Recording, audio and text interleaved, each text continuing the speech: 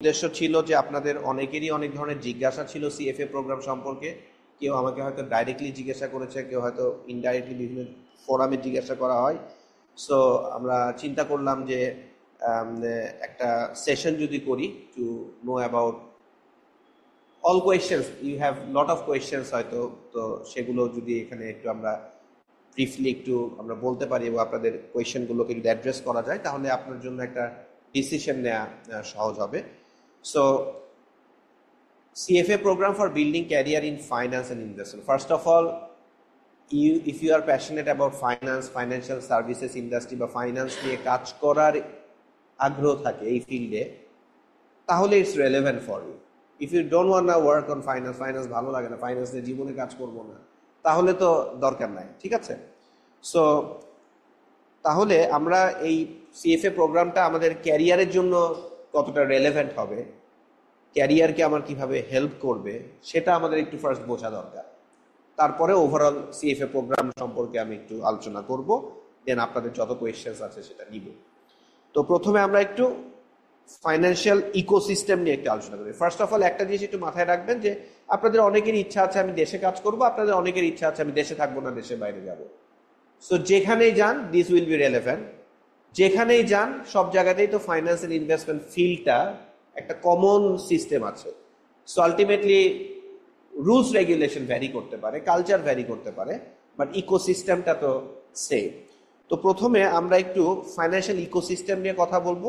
সেখানে আমাদের কোন কোন ধরনের অর্গানাইজেশন থাকে যেগুলোতে আমরা কাজ করতে পারি, আমি নিজে জবও করতে পারি অথবা আপনি নিজে কোম্পানি দিতে পারেন, অ্যান্ড সেগুলোর জন্য আমার এই সিএফএ প্রোগ্রামটা কিভাবে হেল্প করবে এবং সিএফএ কিভাবে আমি দিব, স্ট্রাকচার কি পড়তে হবে, এভরিথিং আমরা একদম খুব মাইক্রো লেভেলে চলে যাব। তো প্রথমে আমরা একটু ফাইন্যান্সিয়াল ইকোসিস্টেমটা দেখি যে একটা ইকোনমিতে দেয়ার লট অফ পিপল, তারা ইদার সেভার, তারা হাউস হোল্ডস, তারা এমপ্লয়িজ, তারা বিভিন্ন মানুষ, আমরা সবাই আসলে পিপল, রাইট? সো আমরা কেউ হয়তো কোনো জব করছি, কেউ হয়তো অ্যাসেট ওনার্স, কেউ হয়তো জব করছি না, স্টুডেন্টস, সবাই মিলেই তো আলটিমেটলি এই পিপলের মধ্যে বিলং করে। এখন ফাইন্যান্সিয়াল ল্যান্ডস্কেপটা যদি আমরা একটু দেখি, আমরা যাই করি না কেন, whatever happens in a macro economy, local and also global, that directly or indirectly affect us. Geopolitical issues affect us. Society and planet, এগুলো হচ্ছে ল্যান্ডস্কেপ, এগুলো হচ্ছে পিপল। এর ভিতরে অর্গানাইজেশনস গুলো আছে, এই অর্গানাইজেশনস গুলোতেই আমরা হয়তো কোনো না কোনো ফর্মে হয়তো কি করি, কাজ করি। তো অর্গানাইজেশনস গুলো যখন আছে সেখানে আমরা দেখি যে রেগুলেটরস, অনেকে রেগুলেটরি বডিতে কাজ করতে চায়, ফাইন্যান্সিয়াল সিস্টেমের মধ্যে ধরেন বাংলাদেশ ব্যাংকে কাজ করতে চায়, সিকিউরিটি এক্সচেঞ্জ কমিশনে কাজ করতে চায়, আবার ধরেন কোয়াজি রেগুলেটর ঢাকা স্টক এক্সচেঞ্জে কাজ, এরাও তো মেজর এমপ্লয়ার, তাই না? বাংলাদেশ ব্যাংকে কিন্তু অনেক সিএফএ চার্টার হোল্ডার আছে, এবং যারা বাংলাদেশ ব্যাংকে কাজ করে ওদের জন্য স্পেসিফিক স্কলারশিপ আছে সিএফএ, কারণ সিএফএ ইনস্টিটিউট চাই যারা রেগুলেটরি বডিতে কাজ করছে তারা মোর ইকুইপড হোক। সো রেগুলেটরস বা গভর্নমেন্ট এই লেভেলে যারা কাজ করছে এদের অনেকেই কিন্তু সিএফএ করে বা করছে। আমরা অনেকেই মনে করতাম যে সিএফএ শুধুমাত্র যারা প্রাইভেট সেক্টরে কাজ করবে তারা, কিন্তু গভর্নমেন্ট সেক্টরে অনেকেই কাজ করছে। দেন বিভিন্ন ফার্ম আছে, ইন্টারমিডিয়ারিজ, ফাইন্যান্সিয়াল ইন্টারমিডিয়ারিজ বলতে bank, NBFIs, asset management companies, brokerage, merchant bank, এগুলো সবই তো ফাইন্যান্সিয়াল ইকোসিস্টেমের মধ্যে আছে। তো সেগুলোতে আমরা কাজ করতে পারি। অ্যাসেট ম্যানেজার স্পেসিফিকলি আলাদা করে উল্লেখ করা আছে, আর অ্যাসেট ওনার্স মানে হচ্ছে অনেকেই আছে ফ্যামিলি ওয়েলথ আছে, they want to invest, they don't need to work many places, because তাদের এত টাকা পয়সা, ওইটা ম্যানেজ করাটাই ওদের একটা বড় job. They might hire you as a consultant as well, so বা তারা কোনো একটা কনসালটেন্ট কোম্পানিকে নিয়োগ করতে পারে। তো এই যে ফাইন্যান্সিয়াল ইকোসিস্টেমের যারা অ্যাক্টর আছে তাদের ফাংশনস গুলো কি সেটা আমরা একটু বুঝবো। যেমন যারা সেভার, যাদের টাকা পয়সা আছে, হতে পারে ইনহেরিটেড, হতে পারে তারা নিজেরা আর্ন করছে, হতে পারে তাদের বয়স অনেক হয়ে গেছে, অনেক কাজকর্ম করে টাকা জমাইছে, they are actually the providers of capital. আপনি যখন ফাইন্যান্সিয়াল ইকোসিস্টেমে কাজ করবেন, they will be most likely your clients, because they will give you their savings, যেটা আপনি ডিপ্লয় করবেন। আপনি ব্যাংক হলে তাদের কাছে যাবেন ডিপোজিটের জন্য, আপনি অ্যাসেট ম্যানেজমেন্ট কোম্পানিতে কাজ করলে তাদের কাছে যাবেন, ওই টাকাটা বিভিন্ন জায়গায় ইনভেস্টমেন্ট করবেন। আপনি ইন্স্যুরেন্স কোম্পানি হলে তাদের কাছে যাবেন, বলবেন আমার ইন্স্যুরেন্স প্রোডাক্ট কিনো। because they are the actually providers of key capital. Asset owners যারা, তারা হচ্ছে ফিডুশিয়ারি investors in capital as owners. ধরেন আপনার টাকাটা কোনো একটা অ্যাসেট ম্যানেজমেন্ট কোম্পানিকে আপনি দিলেন টু ম্যানেজ করার জন্য, ঠিক আছে? সো আপনি যদি ম্যানেজ করার জন্য টাকাটা দেন, তারা আপনার হয়ে টাকাটা ম্যানেজ করবে না।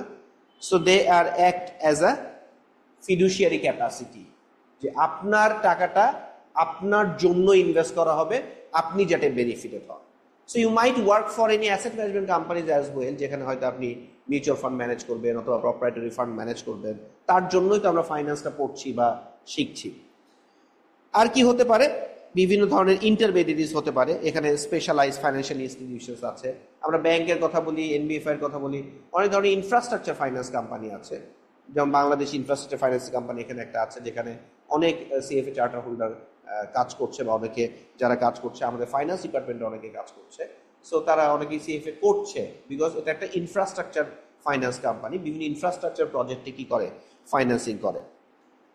বিভিন্ন কর্পোরেট কোম্পানি থাকতে পারে, তারা হয়তো ফাইন্যান্সিয়াল ইন্টারমিডিয়ারিজ না, কিন্তু তাদের কর্পোরেট ফাইন্যান্সটা বা তাদের ট্রেজারি ফাংশনটা রান করার জন্য they need finance professionals, because they borrow from banks, they issue bonds, they interact with financial intermediaries, they have their own projects যেগুলোকে ফাইন্যান্সিং করতে হয়, বিভিন্ন তাদের ক্যাপিটাল বাজেটিং প্রজেক্ট থাকে যেগুলো নিয়ে তাদের কাজ করতে হয়। তো সেখানে অনেক ফাইন্যান্স প্রফেশনাল দরকার হয়।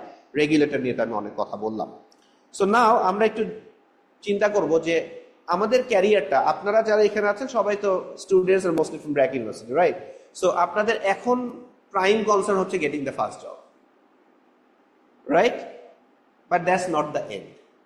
So you will get the job, don't say you are getting that job at age 24, 25, 26. You will have a 40 years of career. That's a long period of time. So আপনি এখন শুধুমাত্র concern হয়তো getting that internship, getting that first job, that's it. তারপরে আপনি হয়তো Starc হয়ে গেলেন, grow করতে পারলেন না, তাহলে দ্যাট 40 ইয়ার্স আপনার জন্য খুব একটা ভালো সময় যাবে না।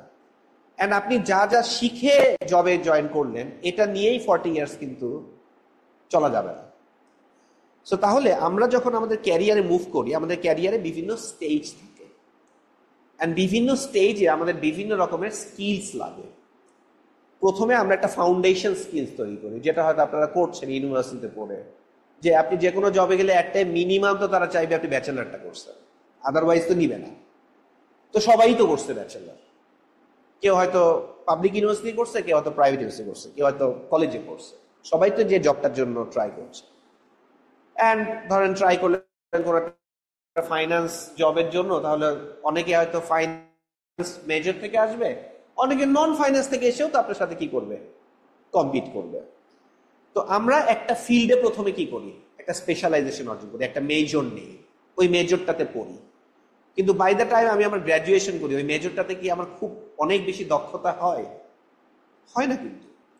তো প্রথমে আমার যে জিনিসটা লাগবে সেটা হচ্ছে আমার টেকনিক্যাল স্কিল। আমরা বলছি যে ধরুন ওই মেজরটাতে আমার দক্ষতা ফার্স্ট, যে আমি ফাইন্যান্সের ইনস অ্যান্ড আউট সব বুঝি, এটা নিয়ে আমাকে কেউ চ্যালেঞ্জ করতে পারবে না, ওই জায়গাটা আমি ফার্স্ট যাইতে চাই, ওইটা আমার লাগবে। That is the foundation, that is the building blocks.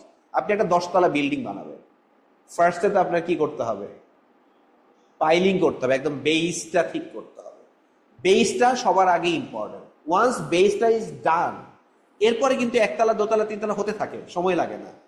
কিন্তু বেসটাতে অনেক বেশি ফোকাস করতে হয়। বেসেই যদি সমস্যা হয়, আপনি হয়তো 6 তলা বানাইছেন, এরপর আরো 2 তলা বানাইতে যান, বেসমেন্ট ওইভাবে আপনি করেন নাই, পাইলিং ঠিক মতো হয় না, ওইভাবে প্ল্যান করেন নাই, তাহলে কি হবে? হবে না।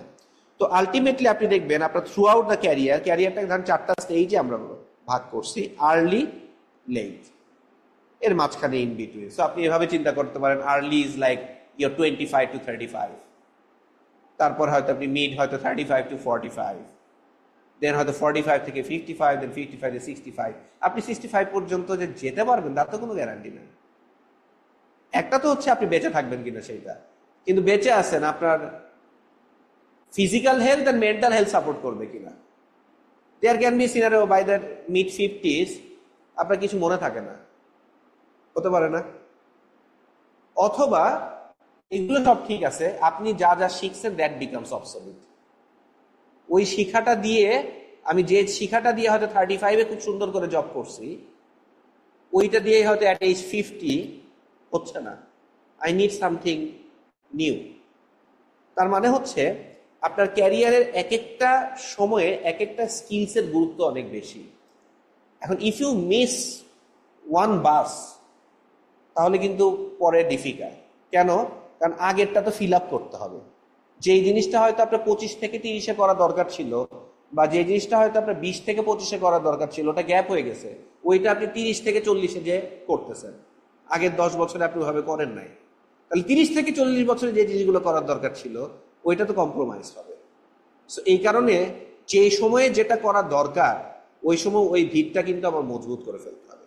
যেই কারণে অ্যাট দিস এজ আপনারা কিন্তু সবাই is a very suitable age. এই সময়টায় আপনার টেকনিক্যাল স্কিলটাই আপনি যদি আগামী 5-7 বছর ভালোভাবে দেন, দেন ওইটার উপরে বাকি স্কিলগুলো আপনি বিল্ড আপ করতে পারবেন। বাকি স্কিলগুলো এখনো লাগবে টু সাম এক্সটেন্ট, কিন্তু পরে আরো কি লাগবে, বেশি লাগবে। ওটা বেইজের সাথে অ্যাড হবে, কিন্তু বেইজটা দুর্বল। বেইজটা দুর্বল, আপনি খালি সফট স্কিল নিয়ে দৌড়াদৌড়ি করতেছেন। শুধু সফট স্কিল দিয়ে তো আগানো যাবে না, ইউ নিড সার্টেন লেভেলের বেইজ। এই কারণে দেখবেন ক্যারিয়ারের প্রথম দিকে আর্লি স্টেজে টেকনিক্যাল স্কিলস ওভারঅল টোটালের মধ্যে কি বিগ পার্ট। পরের দিকে দেখেন টেকনিক্যাল স্কিল একটু একটু করে বাড়ছে, কিন্তু বিগার পার্ট হয়ে গেছে কোনগুলা, বাকি স্কিলগুলো। কিন্তু বাকি স্কিলগুলো বিল্ড আপ হবে কিসের উপরে, টেকনিক্যালের উপরে। তো বাকি স্কিলগুলো কি, সফট স্কিল বিভিন্ন ধরনের, leadership skill is very important, but এটার জন্য আপনারা এখন দরকার না। লিডারশিপ স্কিল নিয়ে আপনি আরো কাজ করবেন as you enter the job in then 4-5 বছর পর থেকে আস্তে আস্তে as you get more responsibilities, you will have team. প্রথমে হয়তো 3-4 জনকে লিড করবেন, তারপর হয়তো 10 জনকে লিড করবেন, একসময় হয়তো 100 জনকে লিড করবেন। সবাই তো লিড করতে পারবে না, কিন্তু লিডারশিপ পজিশনে যে যাবে তার ভ্যালু কি হবে, তত বাড়বে। কারণ প্রথমে যখন আপনি জবে জয়েন করেন, তখন আপনি একটা সলো ওয়ার্কার। আপনি ওয়ার্কার, আপনাকে কেউ সুপারভাইজ করছে, কেউ ডাইরেকশন দিচ্ছে, কেউ বলছে এটা করো, দ্যাটস ইট। আপনি হয়তো একটা টিমের সাথে কাজ করছেন, কিন্তু পরবর্তীতে তো আপনি আপনার যে সুপারভাইজার বা boss, you will have to be that. আর সেই বসটা হয়তো কোনো একটা ইউনিট রান করে, সে হয়তো প্রমোশন পেয়ে ডিপার্টমেন্টের হেড হয়ে গেছে, আপনি ইউনিটের হেড হয়েছেন। তারপরে ওই বসটা হয়তো আরো মাল্টিপল ডিপার্টমেন্টস দেখছে। এভাবে করে আপনার পোর্টফোলিও যদি বড় না হয় কাজের, তাহলে তো আপনার স্যালারি বাড়বে না। বাড়বে? ইনফ্যাক্ট প্রতি বছর ইনফ্লেশন রেটেও যদি বাড়ে, you will become overvalued at some point of time. কারণ আপনার স্যালারি নমিনাল টার্মে বাড়ানোর সাথে সাথে কিন্তু আপনার স্কিলস বাড়ছে না। এই কারণে দেখবেন সফট স্কিলটার গুরুত্ব বাড়ছে, ওটাও কিন্তু একটা পর্যায়ে যে লেভেল আপ হয়ে গেছে। Then leadership is very important. Final একটা স্কিল, এটাকে বলা হচ্ছে T shape skill. What is that? That is even more important. যারা একদম সিনিয়র লেভেলে কাজ করছেন, ধরেন একটা বড় অর্গানাইজেশনে সিইও লেভেলে কাজ করছে বা সিনিয়র ম্যানেজমেন্ট লেভেলে কাজ করছে, টি শেপ স্কিল বলে। টি ইজ লাইক, ধরেন আমি একটা জায়গায় আমার ডিপ নলেজ থাকবে, সেটা হতে পারে someone has deep knowledge about, like say IT, someone has deep knowledge about say marketing, someone has deep knowledge about accounting, someone has deep knowledge about finance. So একটা জায়গায় আমার ডিপ নলেজ থাকবে, দেন across আদার জিনিসগুলো আমার অল্প অল্প করে জানবো এবং আমি সেগুলোকে কানেক্ট করতে পারবো। ঠিক আছে? সো আমি যখন ফাইন্যান্স নিয়ে কাজ করছি কিন্তু বড় রোলে চলে যাচ্ছি, আমাকে একটু একটু টেকনিক্যাল জিনিস জানতে হয়। আমি এআই না জানলে হবে না। আমি আমার ভালো রিলেশনশিপ থাকতে হয়, আমার একটু মার্কেটিং জানতে হয়, একটু ব্র্যান্ডিং জানতে হয়। হয়তো আমি ব্র্যান্ডিং এ স্পেশালাইজ না, কিন্তু সাম নলেজ অফ ব্র্যান্ডিং আমার দরকার, পিপল ম্যানেজমেন্ট স্কিল দরকার, আমার হয়তো একটু একটু ল জানা দরকার। এই কারণে আপনারা বিবিএতে কি করেন, সব জগা খিচুড়িগুলো সব একটু একটু করে শিখেন। কিন্তু এইটা আরো বেশি লাগবে যখন আপনি আরো বড় রোলে চলে যাবেন। এমবিএতেও তো আমরা মোটামুটি বিভিন্ন জিনিস মিলাই শিখি। ওই কারণে বিবিএ করার পর এমবিএটা আপনি চাকরি করতে করতে একটা পর্যায়ে যে করলে ভালো, ইমিডিয়েট এমবিএ করে খুব একটা লাভ।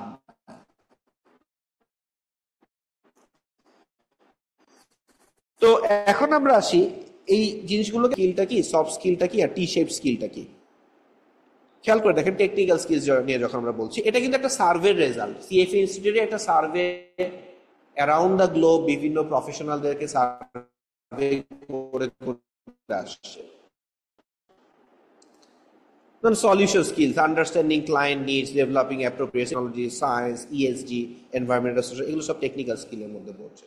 সো আপনি যখন সিএফএ করবেন, আপনি কিন্তু টেকনিক্যাল স্কিলটা বিল্ড আপ করার চেষ্টা করবেন।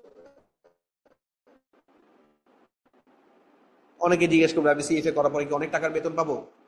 ওভার দ্য ক্যারিয়ার আপনি কত ভালো করবেন সেটা নির্ভর করবে ওইটার সাথে এইগুলোকে আপনি কিভাবে কমপ্লিমেন্ট করছেন। কিন্তু এইটা বেস, এইটা না করে এগুলো করা যাবে না। কারণ আপনার কোনো একটা বিষয়ে দক্ষতা নাই, আপনি লিডারশিপ স্কিলও তৈরি হবে না। আপনার বিভিন্ন বিষয়ে সফট স্কিল দিয়ে শুধু এই টুকরো টুকরো এটা ওটা জানি, মেইন জিনিসটাই জানি না, তাহলে তো হবে না। সো আমরা একটু আসি leadership skill. Ability to articulate mission and vision. একটা অর্গানাইজেশনে ইউ আর দ্য লিডার, তাহলে অর্গানাইজেশনের মিশন ভিশন আপনি প্রপারলি আর্টিকুলেট করে মানুষকে বুঝায় তাদেরকে দিয়ে কাজ করাইতে হবে। সো তারা প্রপার মেসেজটা পাচ্ছে কিনা, that is very important. So যারা লিডারশিপ রোলে যায় তাদের অনেক মিটিং করতে হয়, আর এটা কিন্তু খুব ইজি জব না, প্রচুর টায়ারিং জব। দেন একটা কালচার বিল্ড করবেন, একটা এথিক্যাল কালচার বিল্ড করবেন অর্গানাইজেশনের মধ্যে। ক্রাইসিস ম্যানেজমেন্ট, এগুলো নিয়ে কাজ করতে হয়। অর্গানাইজেশন কাজ হঠাৎ করে কোভিড চলে আসছে, ক্রাইসিস সিনারিও কিভাবে ম্যানেজ করবেন। গত বছর এই সময়টাতে আমরা ক্রাইসিস সিনারিওতে পড়ছি, কিভাবে ম্যানেজ। আপনি ইউনিভার্সিটিতে পড়ছেন একটা সার্টেন ওয়েতে, আপনার গাইডলাইন পাইছেন, কিন্তু ইউনিভার্সিটি যে অ্যাডমিনিস্ট্রেশনে যারা আছে, যারা লিডারশিপ রোলে আছে, যারা চিন্তা করতেছে আমরা ডে টু ডে ক্লাস কিভাবে করব, আমাদের অ্যাক্টিভিটি কি, তাদেরকে এগুলো নিয়ে কাজ করতে হয়েছে না। সো তারা তো আলটিমেটলি তখন কি করছে, ক্রাইসিস ম্যানেজমেন্ট করছে। কোভিডেও এই জিনিসটা পড়ছি আমরা। তো এখন তো এভরিডে কোনো না কোনো একটা হুট করে ক্রাইসিস চলে আসে। সো এই ক্রাইসিস ম্যানেজমেন্ট আপনি কিভাবে করতে পারছেন, এটা কিন্তু স্পেশালাইজ স্কিল। এটা হয়তো আপনি অ্যাকাউন্টিং এ সিএ করে শিখবেন না, এটা হয়তো আপনি সিএফএ যেটা আপনাকে শিখাবে না, কিন্তু অন টপ অফ দ্যাট এটা অ্যাড হবে। দেন হচ্ছে আপনার globally attuned familiarity with multiple languages. আমরা অনেক সময় বিভিন্ন ল্যাঙ্গুয়েজ শিখি কেন? আপনি হয়তো সিএফএ করলেন, করার পরে আপনি হয়তো চলে গেলেন সিঙ্গাপুরে যে কাজ করতেছেন, আপনি ওখানে যে ক্লায়েন্টদের নিয়ে কাজ করতেছেন, দেখলেন আপনার অনেক ক্লায়েন্টস হচ্ছে হয়তো Hong Kong based and China based. Knowing Mandarin might help you, not just help you, আপনার অনেক এজ তৈরি করে দিবে on top of your technical skill. আপনি হয়তো কোনো একটা ইউরোপিয়ান কান্ট্রিতে যাচ্ছেন, তো ওখানে আপনার যে ধরনের ক্লায়েন্ট বেস ওই পার্টিকুলার নয়, হয়তো জার্মান ল্যাঙ্গুয়েজ, হয়তো স্প্যানিশ ল্যাঙ্গুয়েজ মাইট বিকাম। এই কারণে ছোটবেলা থেকেই যদি আমরা একের অধিক ল্যাঙ্গুয়েজ জানি, এটা আমাদেরকে অনেক হেল্প করে। In fact knowing different types of language কিন্তু আপনার অনেক ভালো ইউনিভার্সিটিতে স্কলারশিপ পেতেও হেল্প করে। আমি সিএফএ তে আসছি, একটু ওয়েট করেন আপনারা। তারপরে হচ্ছে সফট স্কিল। সো এখানে আপনার creativity, communication skills, empathy, humility, এগুলো অনেক বেশি important. Then comes T shaped skill, situational fluence, adaptability. আপনি হঠাৎ করে এমন একটা সিচুয়েশন চলে আসবে, ওই সিচুয়েশনটাকে আপনি ট্যাকেল দিবেন। Nobody told you, nobody taught you, because এই সিচুয়েশনে কেউ কখনো পড়ে নাই, nobody anticipated you, how you manage that situation. এই স্কিলটা কিন্তু পার্সন টু পার্সন কি করে, ভ্যারি করে, but one person do it effectively than others makes them. একই মানুষ একই জায়গা থেকে পড়াশোনা করছে, একই designation, huge difference in their designation and salaries because of that adaptability, ability to connect across discipline. অনেকগুলো ডিসিপ্লিনকে আমি কিভাবে কানেক্ট করছি, understanding and leveraging diverse perspective. So এই জিনিসগুলো। তো যাই হোক, আমরা এখন একটু চলে আসি যে একটু ব্যাকগ্রাউন্ডে আমি বলে নিলাম যে একটা, আমি তো সিএফএ করব, ফাইন্যান্স শিখবো, ফাইন্যান্স ফিল্ডে কাজ করব, তো শুধু technical skills not enough, but technical skills is the first point. যেহেতু you have another 40 years of life, ধরলাম, বা আরো বেশি হইতে পারে বা কমও হইতে পারে। সো আপনি এখন যে ইনভেস্টমেন্টটা করবেন, সেই ইনভেস্টমেন্টের বেনিফিটটা কম্পাউন্ডিং হবে for 40+ years।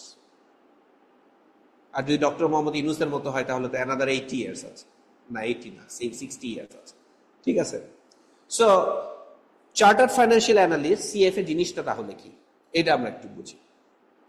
First of all, এটা একটা ডেজিগনেশন বলে, আমরা ডিগ্রি বলি অনেকে, কিন্তু ডিগ্রি ইটস এ ডেজিগনেশন। আপনার নামের পাশে লেখা থাকবে যে সে রাহিবুর রহমান সিএফএ।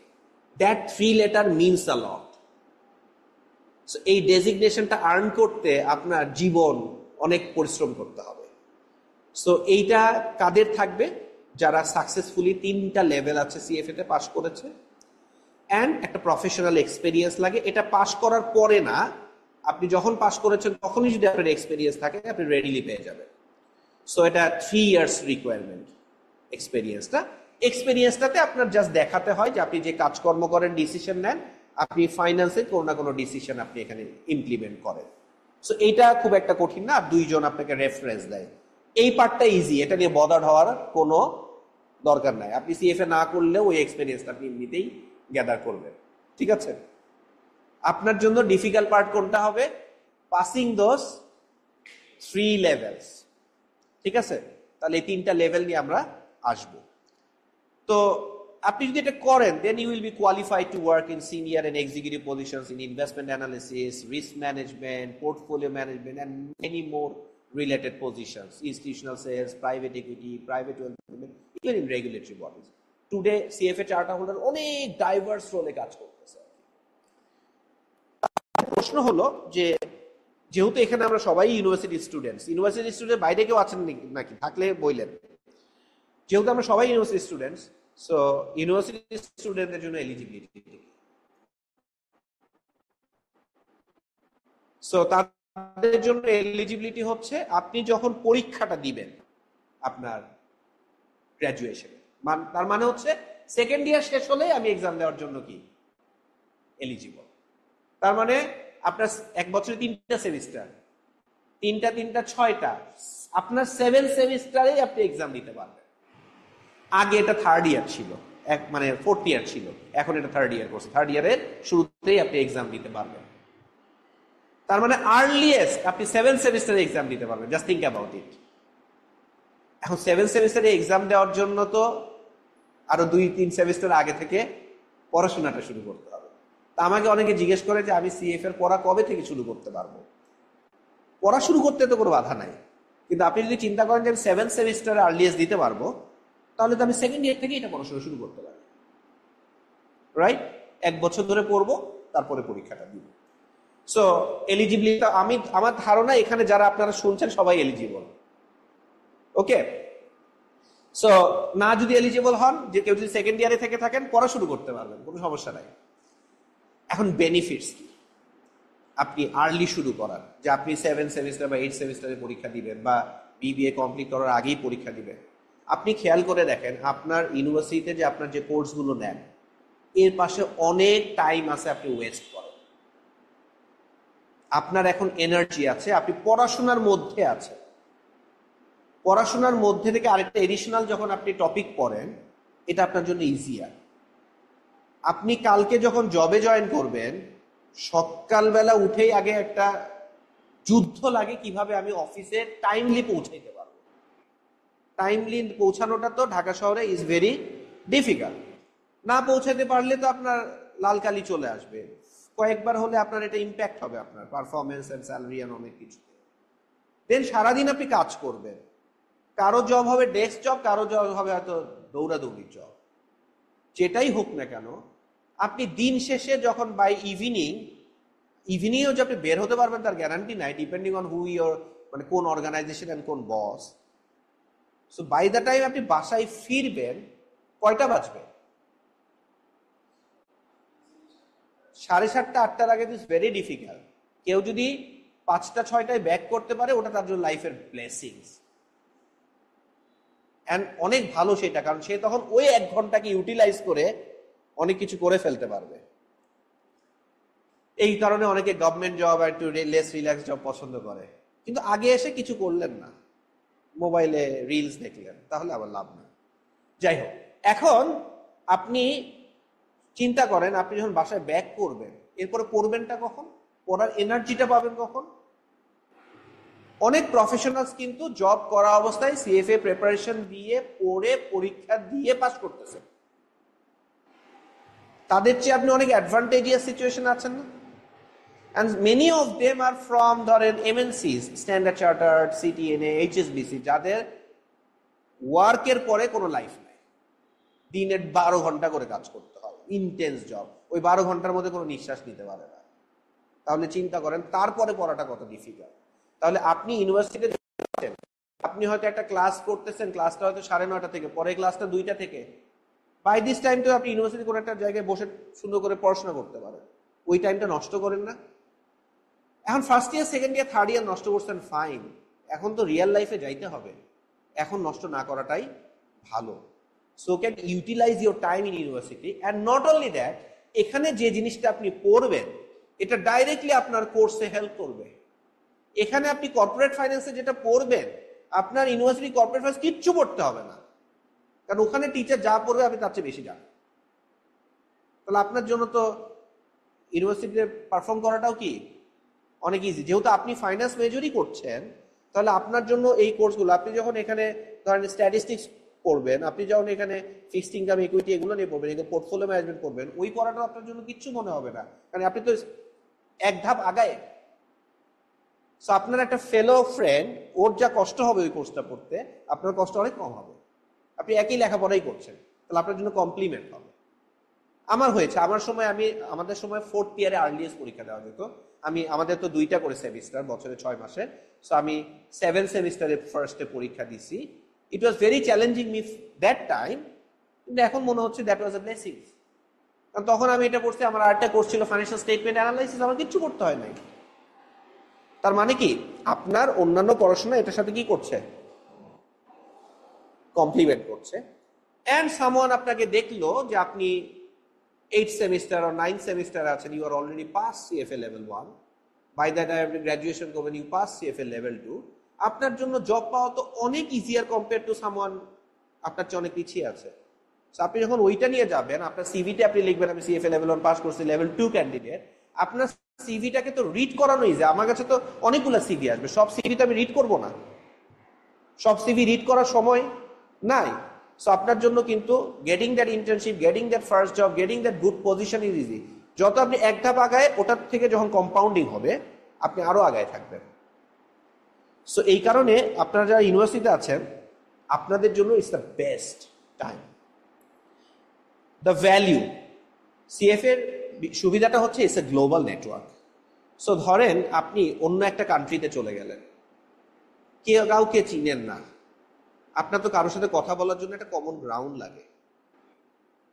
তো ওখানকার একটা CFA সোসাইটির সাথে যখন আপনি ট্যাগড হয়ে যাবেন, আপনার একটা ওয়ে হলো to start discussion and getting that network.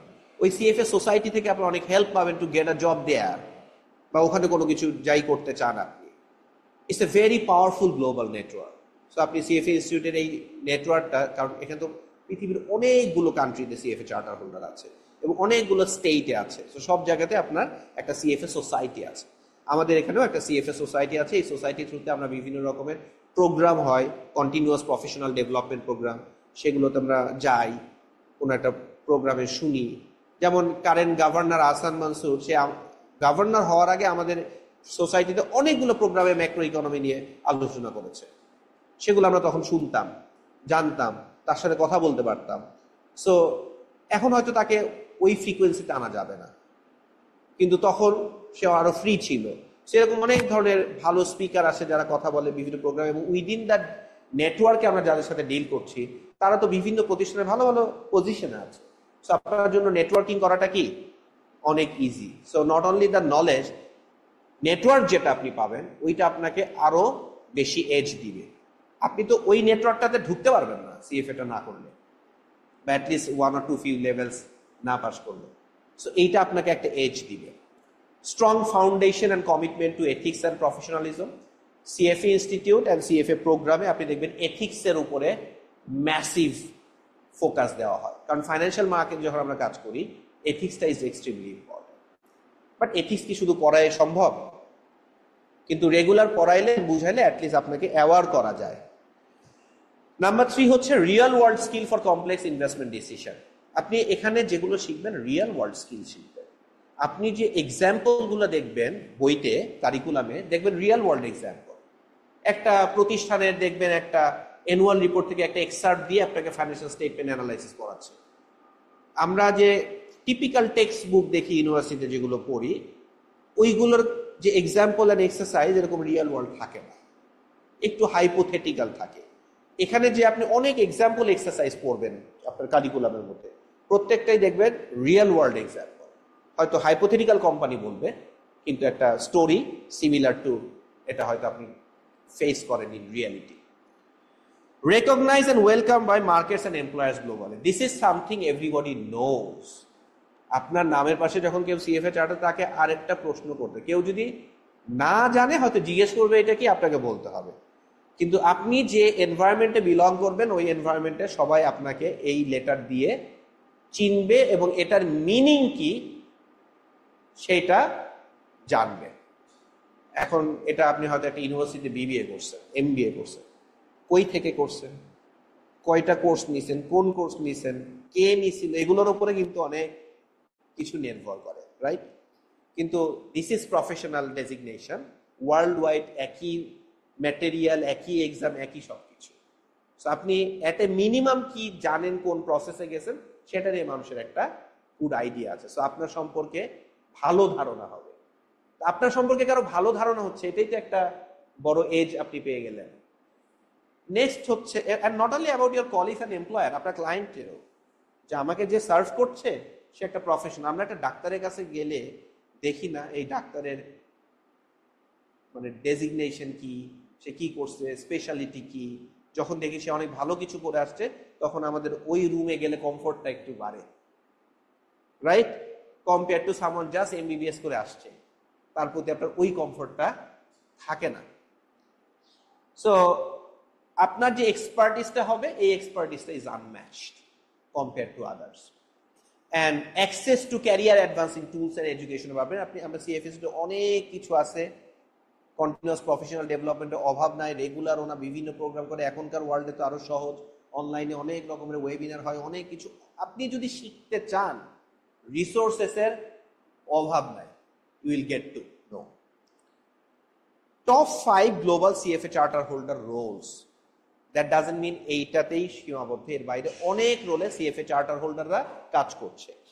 কিন্তু টপ 5 রোল যদি ওয়ার্ল্ড ওয়াইড আমরা দেখি, portfolio managers, equity research analyst, sell side, buy side both, private wealth management, wealth manage করি যে আমরা, corporate finance, any corporate needs corporate finance, merger and acquisition অনেক ক্ষেত্রে হয়, প্রাইভেট ইকুইটি, জেনারেল পার্টনার্স, এগুলোতে কাজ করে মানুষজন। এর পাশাপাশি গভর্নমেন্ট লেভেলে ইউনিভার্সিটি টিচার্স, বিভিন্ন ধরনের প্রতিষ্ঠানে, সব জায়গাতেই মোটামুটি আছে, বাট এইগুলোতে সবচেয়ে কি বেশি।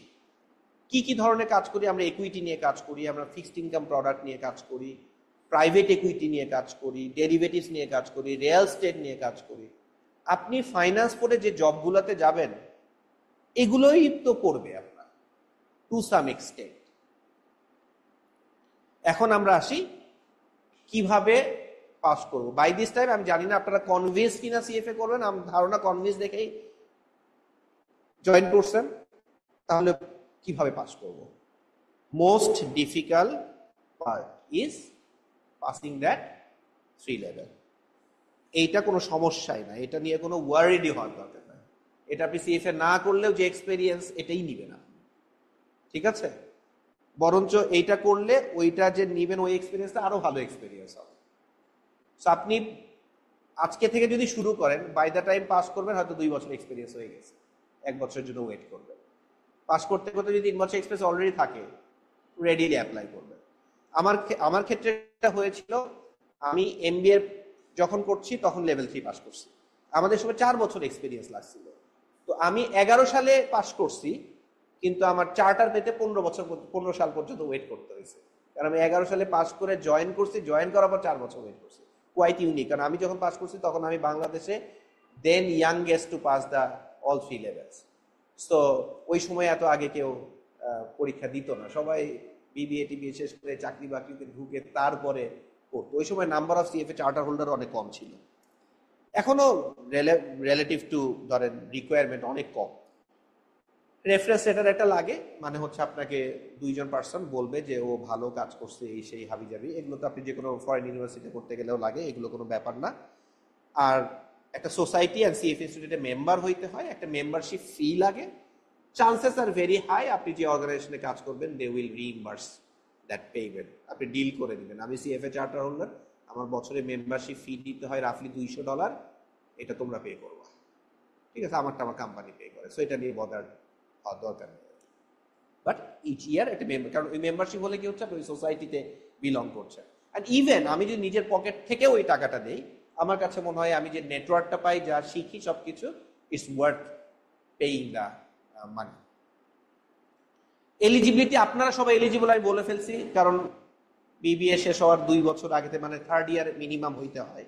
সো আপনার 2 বছর শেষ মানে 6টা সেমিস্টার শেষের পরে আপনি এলিজিবল। তারপরে ব্রডার লেভেলে যদি একটু এলিজিবল বলি, একটা হচ্ছে ব্যাচেলর ডিগ্রি, অথবা আপনি ইউনিভার্সিটিতে আছেন 3rd ইয়ারের শুরু অথবা মোর, অথবা কারো এগুলো নাই কিন্তু প্রফেশনাল এক্সপিরিয়েন্স, এমন combination of 4,000 hours of work experience and or college university education that was acquired over a minimum of 3 sequential years. কারণ অনেক তো মানুষ আছে এই লাইনে যায় না, ইউনিভার্সিটিতে পড়ে নাই, হয়তো এইচএসসির পরেই চাকরি বাকরিতে ঢুকে গেছে, প্রফেশনাল কাজ করছে, এরকম অনেকে থাকে না।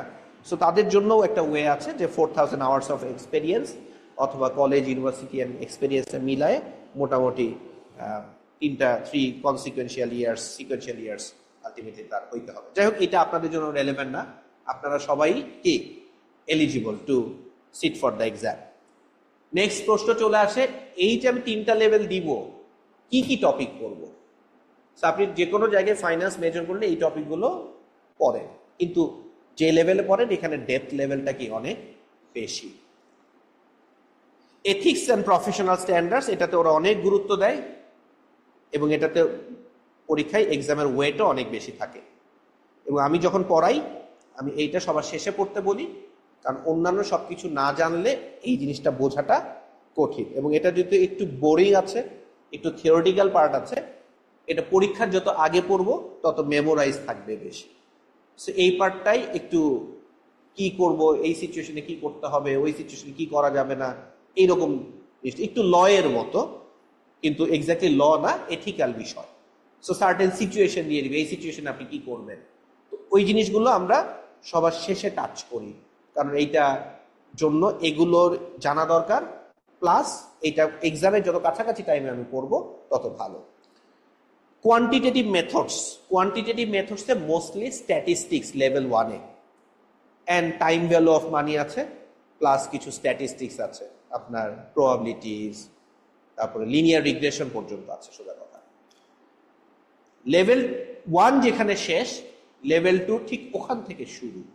মানে হচ্ছে লেভেল 2তেও কোয়ান্টিটেটিভ মেথডস আছে, লেভেল 2তে যে আপনি multiple linear regression, time series, big data, কিছু ইকোনোমেট্রিক্সের কিছু টপিকস, এইগুলো থাকে। 3rd লেভেলে যে কোয়ান্টিটেটিভ আর নাই। ওকে, লেভেল 1-এ economics, micro economics, macro economics, দুইটা মিলে ইকোনমিক্স। এখানে আপনি যে ইকোনমিক্সটা পড়বেন, ওই ইকোনমিক্সের কিছু চ্যাপ্টার আছে, আগে ছিল যে আপনার শর্ট করে ফেলছে বলবো, যে আগে রিকোয়ার্ড ছিল, এখন বলছে এটা প্রি রিকুইজিট বলতে বোঝাচ্ছে যে এইটা আপনার জানা লাগবে টু নো আন্ডার চ্যাপ্টার, কিন্তু ওখান থেকে পরীক্ষায় আসবে না। এগুলো কি ধর কিছু basic demand supply, budget studies, এগুলো যেগুলো আপনারা ইউনিভার্সিটিতে অলরেডি পড়েন।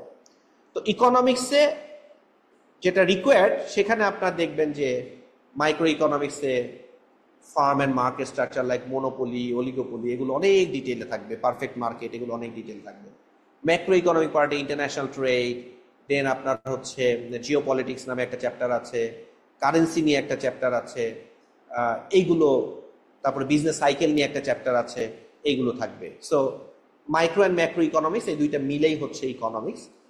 যেখানে ঠিক শেষ লেভেল 1, লেভেল 2 ওখান থেকে শুরু। লেভেল 2 তার মাইক্রো ইকোনমিক্স নাই, ম্যাক্রো ইকোনমিক্স, বাট আরো অনেক ব্রড লেভেলে। দেন আমার হচ্ছে financial reporting and analysis. Financial statement analysis যে আমরা করি, কেউ যদি শুধুমাত্র এই ফাইন্যান্সিয়াল স্টেটমেন্ট অ্যানালিসিস সিএফ এর বইটা পড়ে, তাহলে সে কাজ করতে যে তার যে ফাইন্যান্সিয়াল অ্যানালিসিস করতে হয়, মোর দ্যান এনাফ। কারণ এই বইটাতে এত কিছু আছে। আপনি একটা ব্যাংকে কাজ করছেন, কর্পোরেট ব্যাংকার হিসেবে কাজ করতেছেন, কাউকে লোন দিবে, আপনার ফাইন্যান্সিয়াল স্টেটমেন্ট অ্যানালিসিস জানা বাধ্যতামূলক। কারণ যে কাস্টমারকে লোন দিবে ওর ফাইন্যান্স বুঝতে হবে, ও ডিফল্ট করবে কি করবে না এটা আপনাকে বুঝতে হবে, ওকে লোন দেওয়া যাবে কি যাবে না এটা আপনাকে বুঝতে হবে। So financial reporting and analysis এটা এক্সট্রিমলি ইম্পর্টেন্ট। লেভেল 1-এ যা আছে more than enough to work in Bangladesh market. Level 2-তে ওর পর থেকে শুরু মাল্টি ন্যাশনালসের কিছু অ্যাকাউন্টিং, পেনশন ফান্ডের কিছু অ্যাকাউন্টিং, কিছু কেসেস, ফাইন্যান্সিয়াল ইনস্টিটিউশন ব্যাংক অথবা এনবিএফআই এর ফাইন্যান্সিয়াল স্টেটমেন্ট তো ডিফারেন্ট, ওগুলো কিভাবে অ্যানালাইসিস করব এগুলো আই ক্যান গ্যারান্টি আপনাকে ইউনিভার্সিটি শেখায় না। সো সেইটা লেভেল 2-তে থাকবে। এবং ফাইন্যান্সিয়াল রিপোর্টিং অ্যান্ড অ্যানালাইসিসটা is a good part of the total CFA curriculum. 2 লেভেলে ওয়েটটা বেশি থাকে। তারপরে আমরা আসবো হচ্ছে corporate issuers, which is actually corporate finance বলতে আমরা যেটা বুঝি আপনাদের 4-1। সো আলটিমেটলি এখানে আপনি বিজনেস মডেল নিয়ে পড়বেন, আপনি বিভিন্ন ক্যাপিটাল স্ট্রাকচার নিয়ে পড়বেন, কস্ট অফ ক্যাপিটাল নিয়ে পড়বেন। এগুলো এখানে আপনি যা পড়বেন আপনার ইউনিভার্সিটি পড়াটা দেখবেন কমপ্লিমেন্ট হয়ে গেছে, অলরেডি কভার করলে দেখবেন ওখানে যা শিখছেন এখানে আরো বেশি শিখবেন। এই কর্পোরেট ইস্যুয়ারটা ঠিক যেখানে লেভেল 1টা শেষ ওখান থেকে ফার্দার অ্যাডভান্স লেভেলের লেভেল 2টা শুরু। তার মানে একই টপিক কিন্তু লেভেল 1-এও আছে, লেভেল 2-তেও আছে, লেভেল 3 একটু পরে আসছে আমি। দেন আপনার equity investment, fixed income investment, দুইটা ব্রড অ্যাসেট ক্লাস। একটা ইকুইটি অ্যানালাইসিস করতে গেলে কি লাগবে, লেভেল 1-এ মোটামুটি একটা মার্কেট কিভাবে কাজ করে বেসিক লেভেল আছে, একটা সিকিউরিটি মার্কেটের ইন্ডেক্স কিভাবে তৈরি করতে হয়, market efficiency, efficient market hypothesis, একটা কোম্পানি কিভাবে অ্যানালাইসিস করব, বিভিন্ন model, dividend discount model, free cash flow model, এগুলো নিয়ে আলোচনা করা আছে। ইন্ডাস্ট্রি অ্যানালাইসিস আছে। ফাইন্যান্সিয়াল স্টেটমেন্ট মডেলিং নামে 3টা চ্যাপ্টার আছে, 2টা চ্যাপ্টার আছে ইকুইটিতে আর একটা চ্যাপ্টার আছে ফাইন্যান্সিয়াল স্টেটমেন্ট অ্যানালাইসিসে, যে আপনি ফাইন্যান্সিয়াল স্টেটমেন্ট কিভাবে মডেলিং করবেন। কাজটা করবেন আপনি এক্সেলে, কিন্তু এটার পিছনে যে থিওরিটিক্যাল ব্যাকগ্রাউন্ড বা এটার পিছনে যে লজিক যেভাবে করতে হয় ওইটা না জানলে তো আপনি এক্সেলটা করতে পারবেন। আপনি এক্সেলের অনেক টুলস টেকনিক জানেন, কিন্তু একটা ফাইন্যান্সিয়াল মডেল কিভাবে বিল্ড আপ করতে হয়, কোনটার সাথে কি রিলেটেড এটা আপনি বুঝবেন না। আবার ওইটা করতে গেলে আপনার basics of balance sheet, cash flow statement, তারপরে আপনার ইনকাম স্টেটমেন্ট, এগুলো আপনাকে কি বুঝতে হবে। যে কারণে এই ফাইন্যান্সিয়াল স্টেটমেন্ট অ্যানালাইসিস অ্যান্ড ইকুইটিতে স্পেশালি 2টা চ্যাপ্টার আছে ফাইন্যান্সিয়াল স্টেটমেন্ট মডেলিং রিলেটেড, তো খুবই ইম্পর্টেন্ট। ওই লেভেলে পড়াশোনা খুব কম হয়। আপনাদের একটা ফাইন্যান্সিয়াল মডেলিং একটা কোর্স আছে, কিন্তু এখানে যেই ডেপথে আছে এটা যদি আপনি করেন, এর সাথে ওই ফাইন্যান্সিয়াল স্টেটমেন্ট মডেলিং একটা আপনার, আমরা আসছি একটু পরে, এই যে প্র্যাকটিক্যাল স্কিল মডিউল এটাও থাকে, ওটা একটা আপনার ভিডিও ক্লাসেস থাকে, ওটা কমপ্লিট করতে হয়। সো সেইটা যখন আপনি কমপ্লিমেন্ট করবেন আপনার ফাইন্যান্সিয়াল মডেলিং করাটা আপনি শিখে যাবেন, which is a very required skill in many organizations, এবং খুব ভালো স্কিল, এটা সবাই ভালো পারে না। দেন হচ্ছে আপনার ডেরিভেটিভসের লেভেল 1-এ আপনি খুব বেসিক লেভেলে forward, futures, options, credit default swap এগুলো শিখবেন। অনেক এক্সটেন্সিভ লেভেলে লেভেল 2-তে শিখবেন ডেরিভেটিভস। লেভেল 1-এ ডেরিভেটিভস অত চ্যালেঞ্জিং হয় না, কিন্তু লেভেল 2-তে এটা বেশ কষ্ট হয়। এই জন্য লেভেল 1-এ বেসিকটা ভালো থাকাটা কি খুবই ইম্পর্টেন্ট। লেভেল 3-তেও ডেরিভেটিভস থাকবে, ফিক্সড ইনকাম লেভেল 3-তেও থাকবে, ইকুইটি লেভেল 3-তেও থাকবে। কর্পোরেট ইস্যুয়ারটা আপনি লেভেল 3-তে পাবেন না, ফাইন্যান্সিয়াল রিপোর্টিংটা পাবেন না, কোয়ান্টিটেটিভ পাবেন না, এথিক্স সব লেভেলে আছে। ইকোনমিক্সটা লেভেল 3-তে নামে নাই, কিন্তু যে টপিকগুলো আছে তার মধ্যে বিভিন্ন জায়গায় ইকোনমিক্সটা ছড়ানো ছিটানো অবস্থায় আছে, কারণ without knowing economics you can not understand একটা অ্যাসেট ক্লাস কিভাবে পারফর্ম করবে। এরপরে আমরা আসে alternative investment. So alternative investment is like anything that is not equity, public equity, anything that is not fixed income. Private equity falls under alternative, commodity falls under alternative. So কেউ কমোডিটিতে invest করবে, real estate false under alternative. এটা level 1-এ থাকবে, level 2-তে থাকবে, level 3-তে থাকবে। In fact level 3-তে গেলে আপনি private market একটা স্পেশাল পাথওয়ে চুজ করতে পারেন, ওটা আমি লেভেল 3-তে পরে আসছি যখন আলোচনা করব। মানুষ বলে CFA is all about portfolio management, কারণ সিএফএ-তে পোর্টফোলিও ম্যানেজমেন্ট একটা বিশাল পার্ট, কিন্তু এটাতে একটা টপিক, এর বাইরে আরো কত টপিক আছে, তাই না? তো portfolio management and wealth planning এইটা একটা স্পেশালাইজড থিং, যেটা লেভেল 1-এ পোর্টফোলিও ম্যানেজমেন্ট একটা সার্টেন লেভেলে আছে, লেভেল 2-তে ওখান থেকে শেষ আরো ফার্দার লেভেলে, লেভেল 3-তে এটা মানে এটা লেভেলটা যে কোন জায়গায় গেছে এটা বলা মুশকিল, কারণ লেভেল 3 তে যে আমরা দেখব যে we can choose 3 different path. Okay, তাহলে পোর্টফোলিও ম্যানেজমেন্টও আসলে কি 3টা লেভেলেই থাকবে।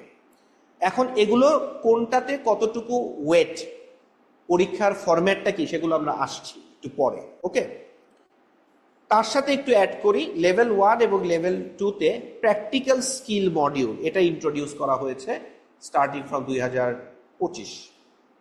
এটা আগে ছিল না, ঠিক আছে।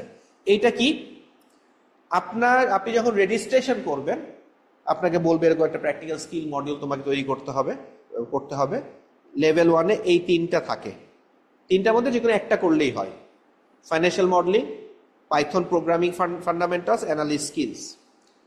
এটা হচ্ছে একটা মডিউল যেটা আমরা এডটেক কোর্স করি না, একটা কোর্স কি করি, যাই ওখানে বিভিন্ন ভিডিওস থাকে, বিভিন্ন হোমওয়ার্ক দেয়, বিভিন্ন এগুলো আমরা করি।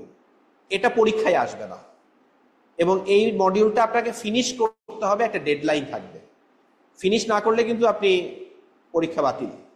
সো এটা আপনার লেভেল 1 পাসের কিন্তু একটা রিকোয়ারমেন্ট, কিন্তু you just need to finish it. ওখানে যে ইকোসিস্টেম, ওই ইকোসিস্টেমে আপনার ফিনিশ করলেই ফিনিশ হবে, না ফিনিশ করলে তো আপনি ফিনিশ করতে পারবেন না। এবং এই ডেডলাইনটা এক্সামের পরে পর্যন্ত থাকে, উইচ ইটসেলফ মিনস এখান থেকে পরীক্ষায় কিছু আসবে না, you just need to complete it. Okay, কারণ এইটা না হলে আপনার রেজাল্ট আসবে না, আপনার পরীক্ষা কিন্তু বাতিল। সো এইটা একটা এডিশনাল জিনিস আসছে ফ্রম 2025, কারণ আমরা তো অনেক কিছু শিখছি, কিন্তু এই ধরনের স্কিলগুলো আমাদের কি দরকার। এরকম একটা কোর্স হয়তো করতে আপনাকে অনেক টাকা পয়সা দিয়ে করতে হতো, বা এই মানের কোর্স হয়তো স্কিল আপনি পেতেন না। লেভেল 2-তে যেও Python, data science, AI, portfolio development and construction এটা আছে, যে কোনো একটা চুজ করবেন। লেভেল 3তে আর লাগছে না।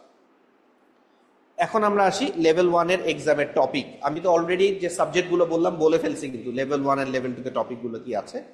লেভেল 3-তে দেখেন ওই same topic is there, ethics and professional standards আছে, you have derivatives and risk management, you have portfolio construction, asset allocation, performance measurement. এগুলো সবই পোর্টফোলিও রিলেটেড, এগুলো ডেরিভেটিভস রিলেটেড, এগুলো এথিক্স।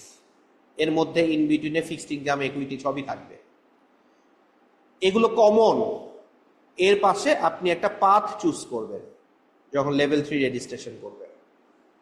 পাথ হচ্ছে ইজ লাইক, একজন ডাক্তার এমবিবিএস করার পর কি করে, একটা স্পেশালাইজ পাথ চুজ করে। কেউ হয়তো চাইল্ড নিয়ে কাজ করবে না, কেউ হয়তো সার্জারিতে যাবে, সেই সার্জারির মধ্যেও অনেক ডিফারেন্ট লেভেলের আছে। সো আমরা একটা যখন ভেটেরান ডাক্তারের কাছে যাই, ও সবই পড়ছে, কিন্তু ও একটা জায়গায় কি স্পেশালিস্ট। আপনার হয়তো হাঁটুতে কোনো একটা প্রবলেম, একটা অর্থোপেডিক্স ডাক্তারের কাছে যাবেন, জেনারেল এমবিবিএস এর কাছে যাবেন না। গেলে ও প্রেসক্রিপশনে লিখে দিবে অমুক অর্থোপেডিক্স ডাক্তারের কাছে আপনি যান। সো লেভেল 3-তে যে আপনি ওই কাজটা করতেছেন, যে আমি এই স্পেশাল, কারণ লেভেল 2 পর্যন্ত আপনি যা শিখছেন is enough to have a good career. Level 3-তে আপনি আরো স্পেশালাইজড চলে যাচ্ছেন একটা টপিকে। সো তখন একটা হতে পারে traditional portfolio management, like portfolio management আমি স্পেশালাইজেশন অর্জন করবো, এটা আগেও ছিল, আগে একটা পাথি ছিল, সেটাই হচ্ছে পোর্টফোলিও ম্যানেজমেন্টটা। এখন বলতেছে যে না, অনেকে প্রাইভেট মার্কেটস নিয়ে কাজ করতে চায়, আমি পাবলিক ইকুইটি নিয়ে কাজ করব না, কিন্তু প্রাইভেট ইকুইটি নিয়ে কাজ করবো, বা আমি একটা কোম্পানি কিনে নিবে, বা প্রাইভেট যারা অ্যাসেট কেনা বেচা করে ওই ফিল্ডে আমি কাজ করব। সো সে প্রাইভেট মার্কেট নিয়ে অনেকে কাজ করে, অনেকে প্রাইভেট ওয়েলথ ম্যানেজমেন্ট নিয়ে কাজ করে, যে আমি প্রাইভেট, অনেক আছে ধরেন তারা অনেক অ্যাসেট বেশি তাদের, কিন্তু এটা ম্যানেজ করার যে এক্সপার্টিস লাগবে ওই এক্সপার্টিসটা তাদের নাই। সো তখন তারা প্রাইভেট ওয়েলথ ম্যানেজমেন্ট নিয়ে কাজ করছে। সো এই ফিল্ডটা অনেক বড়, এবং বাংলাদেশে এই ফিল্ডটা আরো বড় হবে। বাংলাদেশে এখন একটা এমব্রিয়নিক, বাংলাদেশে এই স্টেজ ওই লেভেলটা এখনো যায় নাই, কিন্তু এখনো ধরেন ফার্স্ট জেনারেশন যারা asset builder, they are inheriting the money to the second generation, and these people are thinking what to do with those all assets. I need professional people who will help me to do that. Siri অনেক ঝামেলা করতেছে। ওকে, so নেক্সটে আমরা আসি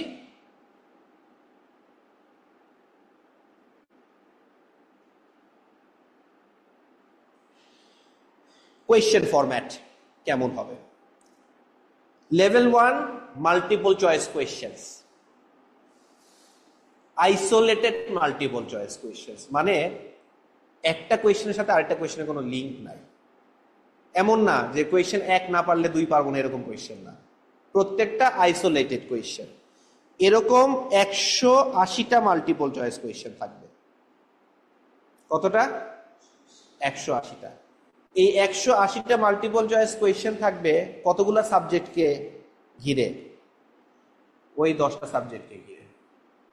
ধরেন এথিক্সে থাকবে সে 15 থেকে 20% বলে, 15% minimum, 20% maximum. So 15% of 180, 27 multiple choice question minimum, 20% হচ্ছে 36। তার মানে ইউ ক্যান এক্সপেক্ট 27 থেকে 36টা এমসিকিউ কোয়েশ্চেন শুধুমাত্র আসবে কোত্থেকে? এথিক্স থেকে। ধরেন ফিক্সড ইনকামে বললো সে 15% বা 10 to 15%, ধরেন 15% কোয়েশ্চেন আসবে, তাহলে ফিক্সড ইনকাম টপিক থেকে অ্যারাউন্ড 27 বা 30 মতো কোয়েশ্চেন আসবে ইউ ক্যান এক্সপেক্ট। এরকম বিভিন্ন টপিক থেকে ওয়েট দেয়া আছে। আপনি যখন ওয়েবসাইটে যাবেন বা রেজিস্ট্রেশন করবেন, ওখানে দেখাবে প্রত্যেকটা টপিক ওয়াইজ ওয়েট। যেগুলো বই একটু মোটা সেগুলোর ওয়েট বেশি, যেগুলো বই একটু চিকন সেগুলোর ওয়েট কম, ওইভাবেই দেয়া আছে। তো আলটিমেটলি আপনি কিন্তু একটা পরীক্ষা দিচ্ছেন, এই 10টা সাবজেক্ট পড়ে সবকিছু মাথায় নিয়ে 180টা এমসিকিউ পারফর্ম করতে হবে। ইটস নট দ্যাট কালকে আমার 4 to 1 সেমিস্টার ফাইনাল, আমি এই 3 দিন শুধু সারা রাত এইটাই পড়ে কালকে ডেলিভারি করে চলে আসলাম। It's not. সব কিছু মাথায় রেখে আমাকে পরীক্ষা দিতে হবে। সো যখন আমি একটা চ্যাপ্টার পড়ছি তখন হয়তো মনে হবে চ্যাপ্টারটা ইজি, যখন সবগুলোকে কম্বাইন করে আপনি নিয়ে যাব তখন ডিফিকাল্ট। কারণ আপনি যখন পরীক্ষা দিবেন, ধরেন আজকে আপনার পরীক্ষা, 10টা সাবজেক্টের লাস্ট যেটা আপনি পড়ছেন সেটা হয়তো 3 মাস আগে পড়ছেন, তাই না? কারণ আপনি 10 দিনে 10টা সাবজেক্ট রিভিশন দিতে পারবেন না, কারণ এই সবগুলা বই মিলে অ্যারাউন্ড 3000 পেজেস। সো আপনি নিজে চিন্তা করেন 3000 পেজেস পড়ে পরীক্ষা দিচ্ছেন, কয়টা পরীক্ষা? সো আলটিমেটলি যখন আমি শিখবো, এমনভাবে শিখবো, আমি কনসেপ্ট অ্যান্ড প্র্যাকটিস আমি এমনভাবে করব যে এই কোয়েশ্চেনটা আজ থেকে 2 মাস পরে আসলে যেন আমি পারি, এই ধরনের কোয়েশ্চেন 2 মাস পরে আসলে যেন আমি পারি, এইভাবে আমাকে কনসেপ্টটা ক্লিয়ার করতে হবে। মুখস্থ করে ভমিটিং করে আসলে ওই অ্যাপ্রোচে পড়লে হবে না। দ্যাট ইজ ওয়াই এটা কঠিন, আবার দ্যাট ইজ ওয়াই এইটার গুরুত্ব বা ডিম্যান্ড এত বেশি। ওকে, 180টাই এমসিকিউ কোয়েশ্চেন। পরীক্ষার সময় হচ্ছে 4 ঘন্টা 30 মিনিট, 4.5 ঘন্টা। পরীক্ষাটা হচ্ছে কম্পিউটার বেসড। আপনি যখন রেজিস্ট্রেশন করবেন, আপনি টেস্ট সেন্টার সিলেক্ট করবেন, সে আপনি ঢাকায় পরীক্ষা দিবেন, ঢাকা। আপনি যদি মনে করেন যেই সময় পরীক্ষা হবে ওই সময় আমি টরন্টোতে থাকবো, টরন্টো সিলেক্ট করবেন, ঠিক আছে? আপনি যদি মনে করেন ওই সময় আমি হয়তো নিউ ইয়র্কে থাকবো, নিউ ইয়র্ক সিলেক্ট করবেন। একটা ডেডলাইন আছে, ওর মধ্যে টেস্ট সেন্টার চেঞ্জ করা যায়। তো ধরলাম ঢাকায় এটা বনানীতে আমেরিকান অ্যালুমনাই অ্যাসোসিয়েশন, ওখানে পরীক্ষাটা হয়। আপনি এক্সাম ডেতে যাবেন, যে একটা কম্পিউটার দিয়ে দিবে, ওই কম্পিউটারের সিস্টেমে আপনি পরীক্ষাটা দিবেন। এমসিকিউ কোয়েশ্চেন কি করবেন, পড়বেন, রাফ করতে পারবেন, পেজেস থাকবে। ওকে, একটা ক্যালকুলেটর লাগবে সবার, ফাইন্যান্সিয়াল ক্যালকুলেটর, সিএফ ইনস্টিটিউটের এটা একদম ডেজিগনেটেড ক্যালকুলেটর আছে, ওইটা মানে মডেল আছে এইচপি আর হচ্ছে টেক্সাস ইনস্ট্রুমেন্ট। টেক্সাস ইনস্ট্রুমেন্ট আমি কিনতে বলি কারণ ওইটাই সবাই ইউজ করে। সো আলটিমেটলি ওইটা লাগবে, অন্য কোনো ক্যালকুলেটর আমি নিয়ে যেতে পারবো না। সো 4.5 hours এক্সামটা কিন্তু একটানা না, 2 ঘন্টা 15 মিনিট পরীক্ষা দেওয়ার পরে আপনি একটা অপশনাল ব্রেক নিতে পারবেন। আপনি যদি মনে করেন আপনি ব্রেক নিবেন না, 4.5 ঘন্টা টানা পরীক্ষা দিবেন, it's up to you, but আমি সাজেস্ট করি নট টু ডু দ্যাট। 2 ঘন্টা 15 মিনিট পরীক্ষা দেওয়ার পরে একটা ব্রেক নিবেন, পানি খান, চা খান, একটু ওয়েট করেন, একটু মাথাটাকে ঠান্ডা করেন, আধা ঘন্টা ওয়েট করেন বা 1 ঘন্টা ওয়েট করেন, তারপরে আবার পরীক্ষা দেন, ঠিক আছে? এটা হচ্ছে লেভেল 1 কোয়েশ্চেন ফরম্যাট। লেভেল 2-তে কোয়েশ্চেন ফরম্যাটটা হচ্ছে সেম 4.5 hours এক্সাম, কিন্তু কোয়েশ্চেন গুলো হবে vignette supported multiple choice question. সোজা কথা, ছোট্ট একটা কেস থাকবে, কেসটা হয়তো 1 পাতা বা হাফ পাতা বা 1.5 পাতা, ওই কেসটার উপরে হয়তো 4টা মাল্টিপল চয়েস কোয়েশ্চেন। ওই 4টা মাল্টিপল চয়েস কোয়েশ্চেন আলাদা, মানে আইসোলেটেড, একটার সাথে আরেকটা রিলেটেড না, কিন্তু সবকিছু আসবে থেকে কেস থেকে। তাহলে কেসটা ভালো করে পড়তে হবে, কেসটা বুঝতে হবে, আর ওই রিলেটেড যে আপনার নলেজ সেটাকে ইমপ্লিমেন্ট করতে হবে। করে যে প্রশ্নটা বলছে ওই প্রশ্নটার উত্তর অপশন থাকে 3টা, কোনটা হবে সেটা মার্ক করবেন। Again computer based exam. আপনার যদি কিছুই মনে না থাকে, কিছুই পারেন নাই, তাহলে আল্লাহর ওয়াস্তে এবিসিডি একটা দিয়ে দিবেন, এবিসি 3টার একটা দিয়ে দিবেন, 33% চান্স। কোনো নেগেটিভ মার্কিং নাই। So there can be scenario আপনি লেভেল 1-এ 180টা কোয়েশ্চেনের 150টা পারেন, বাকি 30টা পারেন না, কি করবেন? র্যান্ডমলি দিয়ে আসবে, কারণ নেগেটিভ মার্কিং নাই। নেগেটিভ মার্কিং থাকলে চিন্তা করতে হতো। আচ্ছা, লেভেল 2-তে এসে এইরকম কেসের পরে যে এমসিকিউ থাকবে, কোনো কেসে 4টা, কোনো কেসে 5টা, এরকম করে থাকবে। সব মিলায় টোটাল এমসিকিউ থাকবে 90টা। কয়টা? 90টা। ঠিক আছে, ধর গড়ে যদি প্রতিটা কেসে 4টা করে কোশ্চেনও থাকে, তাহলে কত? 22-23টার মতো কেস লাগবে। তো ধর রাফলি 20টা কেস ইউ ক্যান এক্সপেক্ট ওই 4.5 ঘন্টা টাইমের মধ্যে। এগেইন 2 ঘন্টা 15 মিনিটের পর আপনি কি করবেন? ব্রেক নেবেন। এর মধ্যে এই টপিকগুলো থেকেই কেসগুলো আসবে, তবে কেসগুলো একটা সার্টেন টপিক থেকে আসে। ধরেন ইকোনমিক্স থেকে কেসটা আসছে, অথবা ফাইন্যান্সিয়াল স্টেটমেন্ট থেকে আসছে। এমন হয় না 3টা সাবজেক্ট মিলাই একটা কেস, ওরকম হয় না। ঠিক আছে, সো যেই টপিক থেকে কেস আসে ওই টপিক থেকেই আসে। হ্যাঁ, ওই টপিক, ওই ধরেন ইকোনমিক্সে হয়তো 3টা চ্যাপ্টার আছে, কেসটাতে এমনভাবে কোয়েশ্চেন করা হয়েছে 5টা হয়তো এমসিকিউ, 5টা এমসিকিউ 3টা চ্যাপ্টারকে কাভার করে আসছে। দ্যাট ক্যান হ্যাপেন, কিন্তু ইকোনমিক্সের মধ্যে থেকেই আসবে। ক্লিয়ার? তো এরকম কয়টা এমসিকিউ? 90টা। তাহলে খেয়াল করে দেখেন, লেভেল 1-এ 180টা এমসিকিউ, প্রতিটা এমসিকিউ এর জন্য কিন্তু আপনি গড়ে 1 মিনিট 30 সেকেন্ড করে পাচ্ছেন। যদি হিসাব করে 4.5 ঘন্টা ডিভাইডেড বাই 180 এমসিকিউ, তাহলে প্রত্যেকটা কোয়েশ্চেনের জন্য আপনি পাচ্ছেন কত সময়? আপনি পাচ্ছেন 90 সেকেন্ডস করে গড়ে। কোনোটা আনসার করতে হয়তো আপনার 2 মিনিট লাগবে, কোনোটা আপনি 30 সেকেন্ডে আনসার করবেন। লেভেল 2-তে এসে যেহেতু 90টা, তার মানে প্রতিটাতে আপনি গড়ে 3 মিনিট করে সময় পাচ্ছেন। তার কারণ হচ্ছে আপনাকে কেসটা তো পড়তে হচ্ছে, আপনাকে কেসটা পড়তে হচ্ছে, এই কারণে প্রতিটাতে গড়ে 3 মিনিট লাগছে। লেভেল 3-তে যে কি হবে? লেভেল 3-তে যে 50% of the exam like level 2, মানে কেস থাকবে, কেসের পরে এমসিকিউ থাকবে। কত পার্সেন্ট? 50%। বাকি 50% থাকবে কনসাইজ রাইটিং। আগে আমরা খাতায় লিখতাম, এখন কম্পিউটারে লিখবেন। একটা কেস দিবে, কেসের হয়তো একটা কোয়েশ্চেন দিছে যে এই সিনারিও অনুযায়ী জাওয়াদের রিস্ক টলারেন্স কি হাই নাকি লো, মার্ক করো। কেন হাই তোমার মনে হয়েছে 2 লাইনে লেখো বা 1 লাইনে লেখো, জাস্ট 1 লাইনে লিখবে। Even you can write phrases, কারণ অনেক সময় মানে বেশি লেগে যায় যদি আপনি পুরো সেন্টেন্সটা লেখেন, তো আপনি শর্টকাটে লিখে দিবেন যাতে বুঝতে পারে। এখন তো বুঝতে পারা সহজ, কারণ টাইপ করবেন, আগে তো হাতে লিখতে হতো।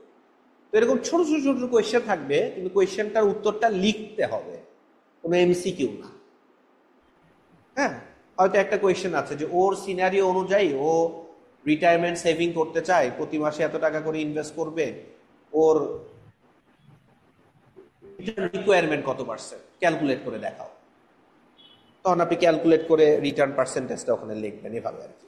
তো এরকম ছোট ছোট কোয়েশ্চেন থাকবে একটা কেসের মধ্যে, অনেক ধরনের। লেভেল 2-র মতোই, কিন্তু লেভেল 2-র ওগুলো এমসিকিউ, এখানে 50% লেভেল 2-র মতো, আর বাকি 50% একটা কেস দিয়ে এর মধ্যে ছোট ছোট ছোট ছোট কোয়েশ্চেন থাকবে। ওকে, এক্সাম রেজাল্টটা লেভেল 1 আর লেভেল 2 পরীক্ষা দেওয়া 2 মাস পরে পাবেন। কারণ ওরা একটা লম্বা সময় নেয় to decide minimum passing score কত হবে, যেটা নর্মালি বলে না, কিন্তু একটা রেঞ্জ দিয়ে দেয়। আবার আপনি যখন রেজাল্টটা পান তখন দেখায় আপনি এত পার্সেন্টাইলে আছেন।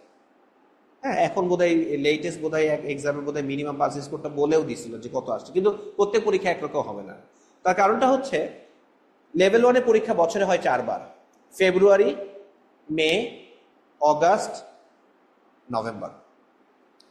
এখন এই যে 4 বার পরীক্ষা হচ্ছে, যে ফেব্রুয়ারিতে পরীক্ষা দিল আর যে নভেম্বরে পরীক্ষা দিল, দুইটা কোয়েশ্চেনের ডিফিকাল্টি লেভেল একদম এক্স্যাক্টলি নিশ্চয়ই সেম হয়তো হবে না। তো যদি এরকম হয়, ওরা মেজার করে যে সে ফেব্রুয়ারিটা স্ট্যান্ডার্ড, এর চেয়ে যদি লেভেল নভেম্বরের এক্সামটা একটু কঠিন হয়, তাহলে naturally passing marks score, minimum passing স্কোরটা কমে যাবে। আর যদি একটু ইজিয়ার হয়, তাহলে ন্যাচারালি পাসিং স্কোরটা কি হবে, একটু বেড়ে যাবে। মিনিমাম পাসিং কত পাইলে আমি পাস করব আমরা কেউ জানি না। আমরা পড়বো কিভাবে? যত ভালো করা যায়। তবে একটা মিথ আছে, অনেকে বলে 70% অথবা অ্যাবাভ পাইলে সেফ, বাট এটা মিথ। সিএফএ ইনস্টিটিউট থেকে এরকম কোনো কথা বলা হয় না। সো আমি চেষ্টা করব কি, আমার হায়েস্ট যেটা এফোর্ট, আমার বেস্টটা দিয়ে আমি কি পাচ্ছি, দেন বাকিটুকু আল্লাহ ভরসা। 2 মাস পরে রেজাল্ট হবে, তখন আপনি জানবেন। তখন আপনাকে যে মার্কসটা দেখাই দিবে, তখন বুঝতে পারবেন যে কোনটায় আপনি ভালো করছেন, কোনটায় আপনি খারাপ করছেন, ফেল করলে কেন করলেন, পাস করলে কেন করলেন এর দরকার নাই, কিন্তু ফেল করলে কেন করলেন। পাস করলে পাস, কিন্তু ফেল করলে তখন আপনি একটু জাজ করবেন, সো দ্যাট নেক্সটে যখন আপনি পরীক্ষা দিবেন তখন যাতে আপনার জন্য কি হয়, সুবিধা হয়। কারণ অনেকে তো একবার ফেল করে পরে একবার পরীক্ষা দিয়ে পাস করবে, অনেকেই করে। সো লেভেল 1 পাস করতে গেলে, লেভেল 1 পরীক্ষা দিয়ে পাস করলে লেভেল 2, লেভেল 2 পাস করলে দেন লেভেল 3। এটা তো এক্সাম রিকোয়ারমেন্ট। আমাকে একজন জিজ্ঞেস করছে আমি বিবিএ কমপ্লিট করার আগে কয়টা লেভেল করতে পারবো? আনসার হচ্ছে 2টা লেভেল করতে পারবো। লেভেল 3টা করার জন্য আপনাকে গ্র্যাজুয়েশন কমপ্লিট করতে, আপনি যেই সময় পরীক্ষা স্টার্ট করবেন গ্র্যাজুয়েশন কমপ্লিট হয়ে যাবে ultimately. Practical skill module required আছে লেভেল 3তেও বোধহয় প্র্যাকটিক্যাল স্কিল মডিউল ইন্ট্রোডিউস করেছে। সো এখন 3টাতেই রিকোয়ার্ড, ওই স্কিলগুলা। আর সিএফএ ইনস্টিটিউটে আপনি রেজিস্ট্রেশন করবেন, একটা ট্যাব আছে ক্যান্ডিডেট রিসোর্স, ওখানে আপনার এই যে বইগুলো সেগুলো ওয়েবে পাওয়া যায়, কিন্তু পিডিএফ ভার্সন পাওয়া যায় না। পিডিএফ ভার্সন কিনতে $50 এক্সট্রা দেওয়া লাগে, বাট এটা এমনিই মার্কেটে অ্যাভেলেবল হয়ে যায় এই বই, বাট এটা আমরা ফর্মালি বলতে পারি না। অনেকে আছে কিনে কিনে বিক্রি করে ফেলে। আর হার্ড কপি বই যেটা একদম অরিজিনাল, এইটা এখন আর কেউ নেয় না, এটা অনেক এক্সপেন্সিভ। আপনি টাকা দিলে পাবেন, বাট ইটস ভেরি এক্সপেন্সিভ, দরকার নাই। আপনি ফটোকপি বই, যদি যারা হার্ড কপি পড়তে অভ্যস্ত, ফটোকপি বই আপনি নীল খেতে পাবেন, ঠিক আছে? সো বা যে সফট কপিটা পেলেন আপনি নিজেই প্রিন্ট করায় পড়ে ফেলবেন। সো আলটিমেটলি আপনার বই থাকবে এরকম, প্রত্যেকটা টপিকের পিডিএফ থাকবে। সো আপনি ওইটাই পড়তে হবে, ওর বাইরে কিছু আসবে না, ঠিক আছে? ওর ভিতর থেকেই আসবে, ইভেন ওর ভিতর থেকে অনেক, তো কম না। আর প্র্যাকটিস প্রবলেম কিছু থাকে যেগুলো আপনি প্র্যাকটিস করতে পারবেন। 2টা মক এক্সাম থাকে যেটা আপনি প্র্যাকটিস করতে পারবেন। এগুলো আপনার যে এক্সাম ফি দিবেন তার মধ্যেই ইনক্লুডেড। আর আপনার হচ্ছে কেউ যদি এডিশনাল মক কিনতে চায় তাহলে অ্যানাদার সম্ভবত $300 দিয়ে আরো 6টার মতো মক কেনা যায়। আমি সাজেস্ট করব এটা দরকার নাই, এনাফ। কিন্তু কারো যদি মনে হয় যে আমার এটা দরকার, টাকা আছে আমার কিনবো, তার জন্য ওকে, কিন্তু আইডিয়ালি দরকার হবে না। আর এত আপনি পড়তেও পারবেন না, আপনি হয়তো হার্ডলি 2টা-3টা মক দিতে পারবেন, কারণ সবকিছু পড়ে পরীক্ষার জন্য প্রিপেয়ার হওয়াটা যথেষ্ট সময় সাপেক্ষ। এখন আমরা আসি পরীক্ষার খরচ কত। সো লেভেল 1-এ আপনি সবসময় আর্লি রেজিস্ট্রেশনটা করবেন, স্ট্যান্ডার্ডে যাবেন না। বেশি কেন দিবেন? সো আর্লি রেজিস্ট্রেশন করবেন, এটা এক্সামের 6 মাস আগের ডেডলাইন থাকে, না হলে 3 মাস পরে পরীক্ষা দেন, তাও আর্লি রেজিস্ট্রেশন করেন। আর্লি রেজিস্ট্রেশনের লেভেল 1-এ কস্ট $1140, মাল্টিপ্লাই করবেন কারেন্সি রেট দিয়ে আপনি যখন পরীক্ষা দিচ্ছেন। Level 2 $1140, level 3 $1240। আপনি 3টা লেভেল যদি টানা পাস করেন, কোনো ফেইল না করেন, তাহলে কিউমুলেটিভ এই অ্যামাউন্ট আপনার খরচ হবে। আর আপনি পাস করতে করতে আরো $10-20 যদি বেড়ে যায়, সেটা অ্যাড হবে, বিকজ অফ ইনফ্লেশন তো বাড়তে পারে। So this is the amount আপনার লাগবে পরীক্ষা দিতে, ঠিক আছে? ওকে, এইটা আপনি সিএফএ গেলেই আপনি পেয়ে যাবেন। লেভেল 1 ধরেন কেউ মে 2026 দিতে চায়, দেখেন এখানে বলে দিছে early registration 1140, early registration deadline হচ্ছে 14 অক্টোবর। তাহলে 14 অক্টোবরের আগে আপনাকে এটা করে ফেলতে হবে। বাংলাদেশ থেকে এরকম অ্যামাউন্টের ফরেন কারেন্সি পে করা খুবই ঝামেলা। ক্রেডিট কার্ড আগে থেকে ব্যাংকের পারমিশন নিয়ে রাখবেন, বলবেন $300 বেশি খরচ করতে দেয় না, বলবেন এটা আমার এক্সাম পারপাসে ডকুমেন্টেশন শো করবেন, এটা স্ট্যান্ডার্ড চার্টার দেয় না, যাই হোক অন্যান্য ব্যাংক দেয়। সো যাদের স্ট্যান্ডার্ড চার্টারের কার্ড আর অন্য কার্ড লাগবে, অন্যান্য ব্যাংক দেয়, স্পেশাল পারমিশন নিতে হয়, নিয়ে আপনি ক্রেডিট কার্ড দিয়ে পেমেন্ট করতে পারবেন। আপনারই ক্রেডিট কার্ড হইতে হবে নট নেসেসারিলি, আপনার হয়ে অন্য কেউ ক্রেডিট কার্ডে পেমেন্ট করে দিতে পারবে, তার সাথে আপনি ডিল করবেন। এটা যদি সম্ভব না হয়, ব্যাংকের ব্রাঞ্চে যে সুইফটের মাধ্যমে ইনভয়েস পেমেন্ট করে ফেলতে পারবেন, সেটাও করতে পারবেন। বাট এই পেমেন্ট রিলেটেড জিনিসগুলো আপনি টাকা পয়সা রেডি রাখবেন, ডেডলাইনের 2 সপ্তাহ 3 সপ্তাহ আগে থেকে প্রসেসটা শুরু করবেন। ফাইনাল ডেতে এসে আমাকে ফোন করে বলবেন না যে পেমেন্ট করতে পারতেছি না, এরকম আমি প্রচুর কল পাই। কারণ ফাইনাল ডেতে এসে, কারণ এগুলো ব্যাংকে করতে সময় লাগে, আমাদের দেশে ফরেন কারেন্সি পেমেন্টগুলো এত ইজি না, ইউ নো অলরেডি দিস। আর হোয়াট এলস ইউ নিড, আমি সিএফএ পড়াচ্ছি 2010 সাল থেকে। সো আমার এখানে, আপনারা তো এখন পড়লে লেভেল 1ই পড়বেন। সো লেভেল 1-এর মডিউলটা হচ্ছে 2 রকম মডিউল আছে। একটা হচ্ছে যে রেগুলার উইকলি ক্লাস হয়, যেমন আপনারা আসার আগেই 8:30 থেকে একটা ক্লাস ছিল 9:50 পর্যন্ত, আর আগামীকালকে 4টা থেকে 5:20 পর্যন্ত ক্লাস আছে। কেউ এখানে এসে করতে পারবে, কেউ এই যে এখন যেমন আপনারা অনলাইনে জয়েন করছেন, লাইভে জয়েন করতে পারবেন, কেউ যদি ওই টাইমে জয়েন করতে না পারে, পরে রেকর্ডেটও দেখে নিতে পারবে। সো 3টাই তারা পাবে। মান্থলি সাবস্ক্রিপশন মান্থলি 6000, আর হচ্ছে আপনার এনরোলমেন্ট ফি হচ্ছে 5000। সো প্রথম মাসে 11 পরে, পরের মাস থেকে 6। আমি 10 মান্থসের একটা টার্গেট বলি পুরো সিলেবাসটা কমপ্লিট করতে। So you will be with me 10 months to complete the syllabus. এর পাশাপাশি আপনি 2-3 মাস সময় রাখবেন প্র্যাকটিস করার জন্য, রিভিশন দেওয়ার জন্য। সো ওয়ান্স আপনি আমার কাছে ফুল সিলেবাসটা করে ফেলছেন, এরপর আপনি বাসায় বসে রিভিশন দিলেন, পড়লেন। অনেকে কন্টিনিউ করে, অনেকে করে না, দরকার নাই। সো আপনি রিভিশন দেওয়া শুরু করবেন, প্র্যাকটিস প্রবলেমগুলো করার চেষ্টা করবেন। By this time you will get full support from me, any time you have any problem you can WhatsApp me. আরেকটা মডিউল আছে, সেটা হচ্ছে এই 10টা সাবজেক্ট সবগুলোরই ক্লাস, রেকর্ডিং, নোটস আপনি একবারে কিনে নিতে পারবেন। একবারে কিনে নিলে আপনার 10 মান্থসে আপনি চিন্তা করেন 10 মাল্টিপ্লাইড বাই 6060 প্লাস এনরোলমেন্ট ফি 565, ওইখান থেকে 40% একটা ডিসকাউন্ট আছে। ডিসকাউন্ট দিয়ে আপনি 39,000 দিয়ে একবারে সব নিয়ে নিতে পারবেন। অ্যাজ এ বোনাস আপনি রেগুলার ক্লাসেও জয়েন করতে পারবেন, কোনো সমস্যা নাই। তো অনেকে ওইটা নাই, অনেকে প্রথমটা চুজ করেন, whatever you need. So আর আপনি তো রেগুলার লাইভেও জয়েন করতে পারছেন, আপনি রেকর্ডেডও পাচ্ছেন, এবং এই রেকর্ডেড আপনি আপনার যতদিন লাগবে আপনি পাবেন, কোনো প্রবলেম নাই। ইন বিটুইন আপনার যা সার্ভিসেস দরকার, যা হেল্প দরকার পাবেন। একটা হোয়াটসঅ্যাপ গ্রুপে আমি এনরোল করাই সবাইকে, ওই গ্রুপের আরও অনেকেই আছে। You have any questions you can, সেখানে আপনি পোস্ট করতে পারেন আপনার relevant materials, I normally answer.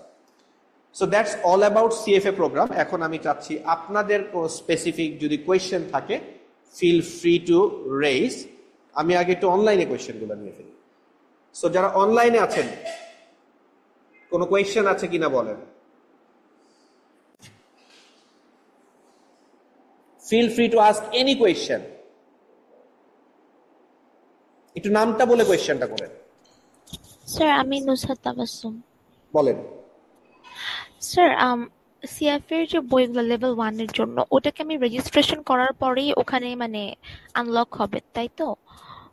হ্যাঁ, বাট পাওয়া যায়। আপনার বই যদি লাগে আমার কাছ থেকে নিয়ে নিন, সমস্যা নাই। বই ইজ দ্য লিস্ট প্রবলেম, ঠিক আছে? Okay sir. বইগুলো ওকে পিডিএফ স্যার। আপনি পেয়ে যাবেন, সমস্যা নাই। Okay sir. Next question. Sir, I have a question. Mustasim Hussain. বলেন। Sir, my question might be a little bit unrelated, but like, let's say, বলে sir, ফেলেন, সমস্যা নাই।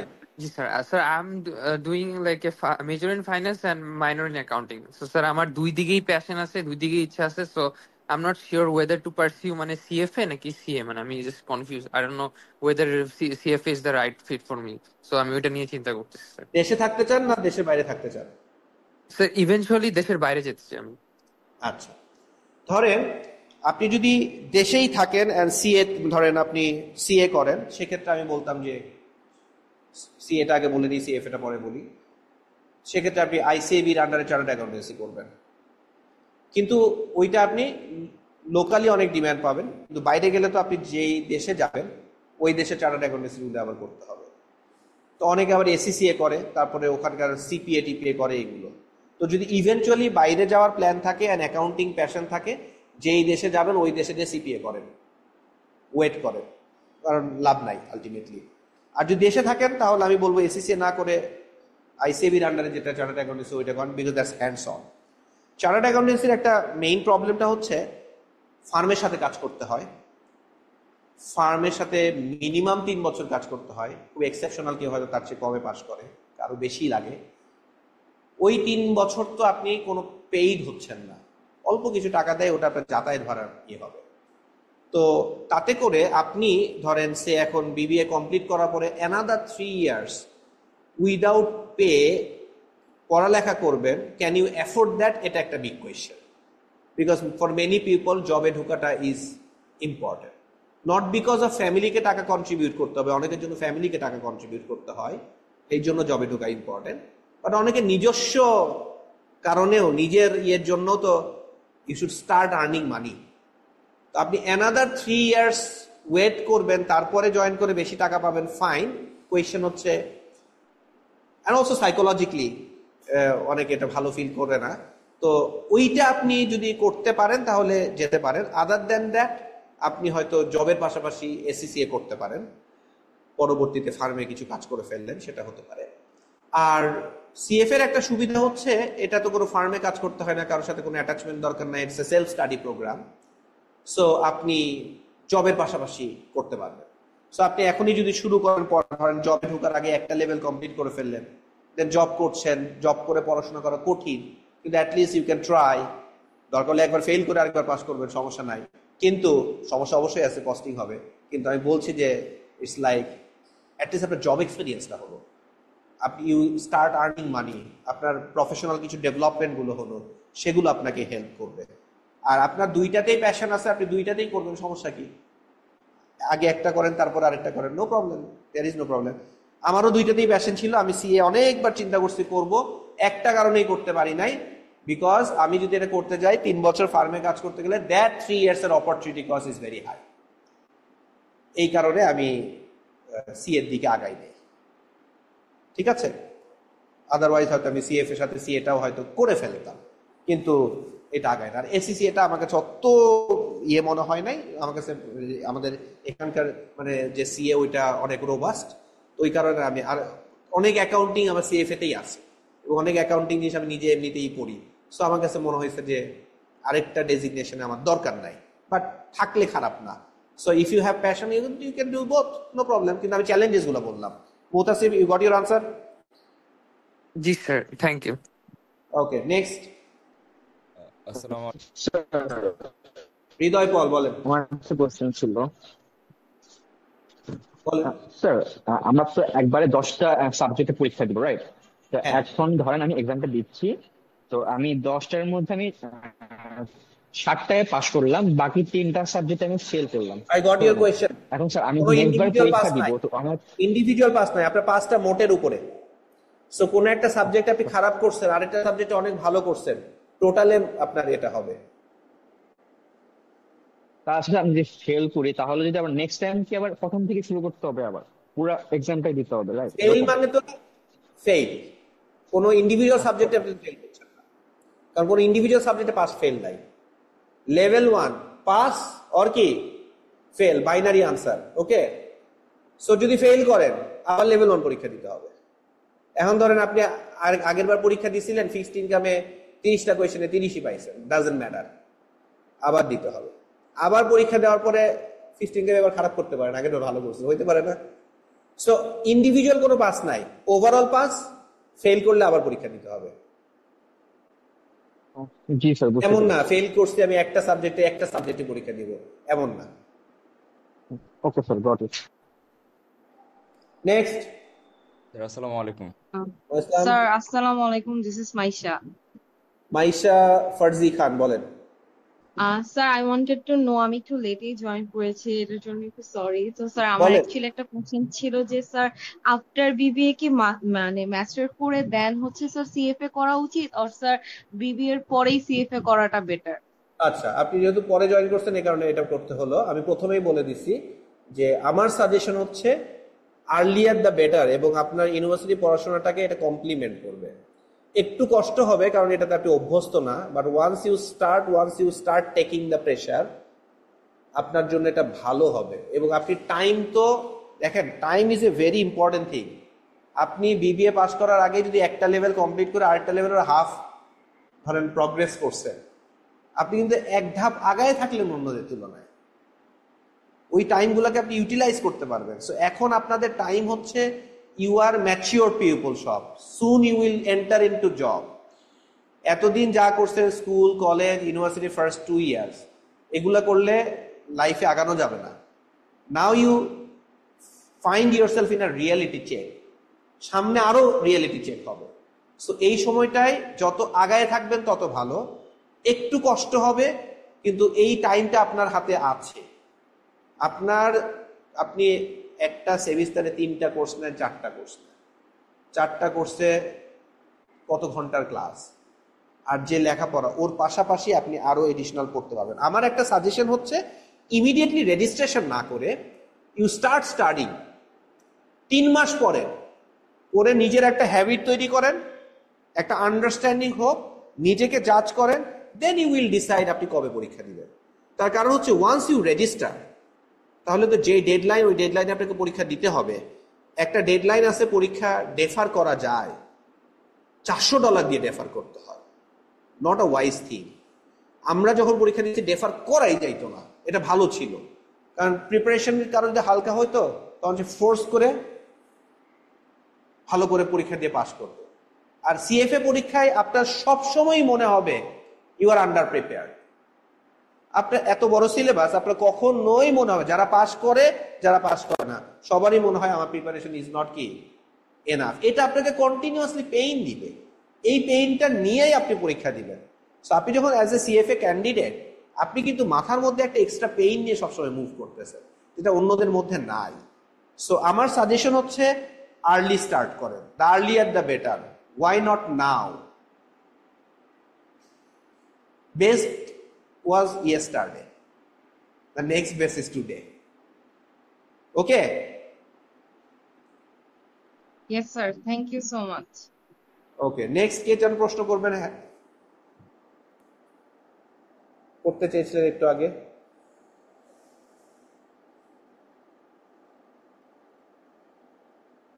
Any other question অনলাইন থেকে?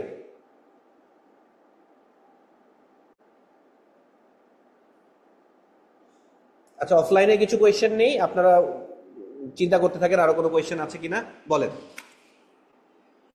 একটু জোরে বলেন।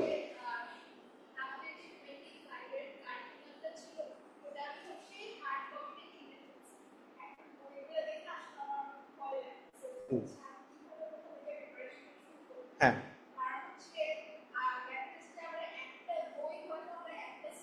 হুম, আচ্ছা, ওই ওই ভয়টা কাটানোর জন্য আপনি আমার এখানে আসেন, জয়েন করেন, বিকজ আমি একটা সাবজেক্ট দিয়ে আপনাকে শুরু করব, একটা সাবজেক্ট কমপ্লিট করাবো, দেন ওইটা শেষ হলে আরেকটা সাবজেক্ট। ওনার প্রশ্ন হচ্ছে যে আমি বইগুলো কিনে ফেলেছি, 10টা বই, অনেক বড় বই, দেখেই আমার ভয় লাগছে। স্বাভাবিক, ভয় তো লাগবে। আপনাকে যদি আমি এখন বলি হেঁটে হেঁটে 15 তলা উঠেন, ভয় লাগবে না? তো কিন্তু 15 তলায় উঠার জন্য কি করতে হবে? ফার্স্টে 1 তলা উঠতে হবে, তারপরে 2nd ফ্লোর, তারপরে 3rd floor and so on. So আমার সাজেশন হচ্ছে give yourself 3 to 4 months। CFA করবেন কি করবেন না, পড়তে ভালো লাগছে কি লাগছে না, ডিসাইড 4 months later। শুরু করেন উইথ দ্য এইম যে করব, তারপরে 3-4 মাস পরে নিজেকে জাজ করেন। ইন দ্য প্রসেসে you will get the answer. আপনার যদি পড়তে ভালো না লাগে, এই কারিকুলাম এই টপিক যদি আপনার ভালো না লাগে, এই জিনিস আপনি পাস করতে পারবেন না। এটা আপনার ভালো লাগতে হবে। তো আগে দেখেন এগুলো আমার ভালো লাগে কিনা, পড়ে আমি মজা পাই কিনা, ইন্টারেস্টিং লাগে কিনা। হ্যাঁ, কঠিন মনে হবে সে কারণে ভয় লাগবে। কঠিনটা আপনি পার করতে পারবেন যদি আপনার উইলিংনেসটা থাকে। আপনি যদি মনে করেন যে আমি এই জায়গাটায় যেতে চাই। 15 তলায় আপনি যেতে চাইবেন না হাইটা, কিন্তু আমি এমন কিছু রাখছি এটা আপনার জন্য খুব অ্যাট্রাকটিভ, আপনি খুব লাইক করেন, তখন কিন্তু আপনি ওই হার্ডলটাকে পাস করবেন। সো মাই সাজেশন হচ্ছে don't be intimidated looking at this book. আমাকে অনেকে ভয় দেখাইছিল, আমি যখন করতে চাইছি অনেকেই ভয় দেখাইছে যে বিবিএ করতে করতে এগুলো আমরা ফিনান্সে এই পরীক্ষা দিতেই জান বের হয়ে যায়, তারপরে তুমি এটা করবা। তো আমাকে এক বড় ভাই বলছে তুমি আমার বইটা নাও, নিয়ে দেখো কেমন লাগে। তো আমি ওনার বইটা নিয়ে একদিন পরে দিয়ে দিছি। পরে নীল খেতে যে আমি বই একটা কিনছি, তো র্যান্ডমলি একটা বই কিনছি। র্যান্ডমলি অ্যাকচুয়ালি কিনি নাই, ওই সেমিস্টারে আমাদের বডিকেন মার্কাসের বইটা পড়াচ্ছিল। আম শিওর আপনারা বডিকেন মার্কাসের একটা বই আপনাদেরকে বোধহয় 422 বা কোনো একটা কোর্সে নিশ্চয়ই একটু একটু করে পড়ায়, সোজা কথা ইনভেস্টমেন্ট রিলেটেড। তো ওই বইটা আমরা পড়তেছিলাম, তখন আমি চিন্তা করলাম এইটার সাথে রেলেভেন্ট একটা সিএফ এর কোন বইটা যায় এটা পিক করি। তো আমি নীলক্ষেত থেকে ফিক্সড ইনকাম অ্যান্ড ইকুইটি বইটা কিনলাম, কিনে পড়া শুরু করলাম। পড়ছি আর ভালো লাগতেছে এবং ওইটাতে হেল্প হচ্ছে। তো তখন একদিন দ্যাট সিনিয়র ব্রাদারকে যে বললাম যে আমি তো এইটা কিনলাম, কিনে পড়তেছি এবং ভালোই লাগতেছে, আমার কাছে খুব বেশি কঠিন লাগতেছে না। তো বলে তুমি তো 6টা বইয়ের মধ্যে সবচেয়ে কঠিন বইটা নিছো। তখন আমি আরো মোটিভেশন পেলাম যে আমি যদি সবচেয়ে তখন 6টা বই 10টা সাবজেক্ট আবার ছিল, আমি যদি সবচেয়ে কঠিন বইটা নিয়ে মজা পাই আর ভালো লাগে তাহলে তো পারবো। তো তখন আমি চিন্তা করলাম আমি যে ঠিক আছে সবাই বিবিএ করার পরে দেয়, আমি তখন 5th সেমিস্টারের শেষের দিকে। তখন আমি চিন্তা করলাম যে আচ্ছা একটু পড়ি, ভালো লাগতেছে পড়ি, লেটস ডু ইট। বিবিএ পড়ার শেষ করার পরেই পরীক্ষা দিব, আমার হাতে অ্যানাদার 2 বছরের মতো আছে। তো তখন পড়তে পড়তে আমি একটু পড়ি অ্যান্ড ওই সিনিয়র ব্রাদার, কারণ তেমন মানুষ নাই যারা সিএফএ দিচ্ছে আমি চিনি, কারণ তখন পরীক্ষাই দিতে অল্প মানুষ। তো তখন তাকে আমি বললাম, সে আমার 1 বছর সিনিয়র কিন্তু। তো না আমি বললাম আচ্ছা আমাদের তো এটা শেষ, তারপর ওইটা পড়তেছে, আচ্ছা আমার তো এটা শেষ, তারপর তো এটা শেষ। বাই দ্য টাইম জানুয়ারির 1 তারিখ, তখন ধরেন 3 মাস আগে থেকে হয়তো পড়া শুরু করছি, তাকে যখন আমি প্রগ্রেস বললাম, সে পরীক্ষা দিবে হচ্ছে জুনে। তখন জুনে পরীক্ষা হতো, শুধু বছরে একটাই পরীক্ষা হতো জুনে, আর ডিসেম্বরে হতো বিদেশে যেয়ে দিতে হতো, আর লেভেল 2 লেভেল 3 শুধু জুনে হতো। তখন সে বললো তোমার পড়ার স্পিডটা দেখে মনে হচ্ছে তুমি এবারই দিবা, তুমি এবার দিও না কিন্তু, পরে দাও, এইবারই দিও না কিন্তু। তখন আর মাথায় ঢুকলো আচ্ছা এইবার তো দেওয়া যায়, আই ওয়াজ এইমিং ফর পরের বছর জোর। তখন আমি চিন্তা করলাম আচ্ছা এইবারই একটু ট্রাই করি না কেন। অ্যান্ড ওই সময়ে আমাদের সেমিস্টার শুরু হবে ধরেন জানুয়ারির ফার্স্ট উইকে, সেমিস্টার শুরু হতে একটু ডিলি ডালি হচ্ছিল, আপনাদের মতো টাইমলি সেমিস্টার শুরু হয় না ঢাকা ভার্সিটিতে, মাঝে মাঝে ডিলে হয়।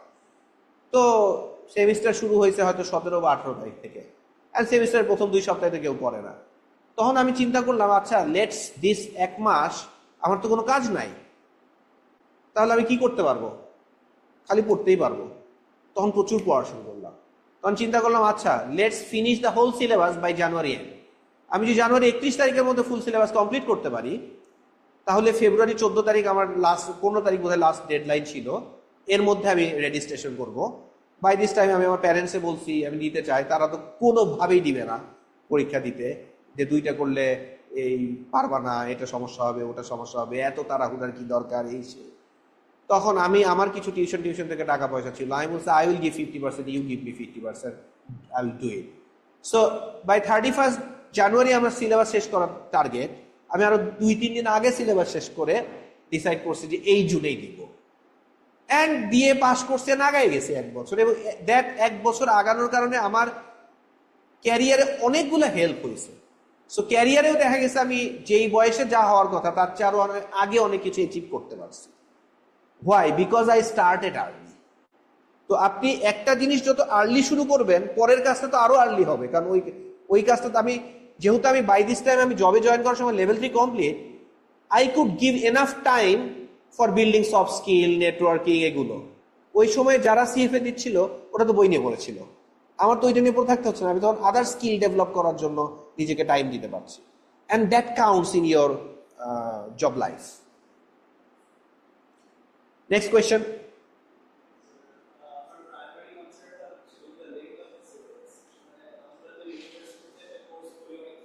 হ্যাঁ হ্যাঁ হ্যাঁ, এটাই হচ্ছে মেইন চ্যালেঞ্জিং। এটা আপনাদের জন্য ইন্টিমিডেটিং এই কারণে, ছোট ছোট সিলেবাসে আপনি পরীক্ষা দিয়ে অভ্যস্ত। একটা সেমিস্টারে আপনি কতটুকু পেইন নিবেন, ইউ জাজ ইট। একটা কোর্স কম নিলেন, আপনার পেইন, আরেকটা ফ্রেন্ড বেশি নিয়েছে, কার পেইন।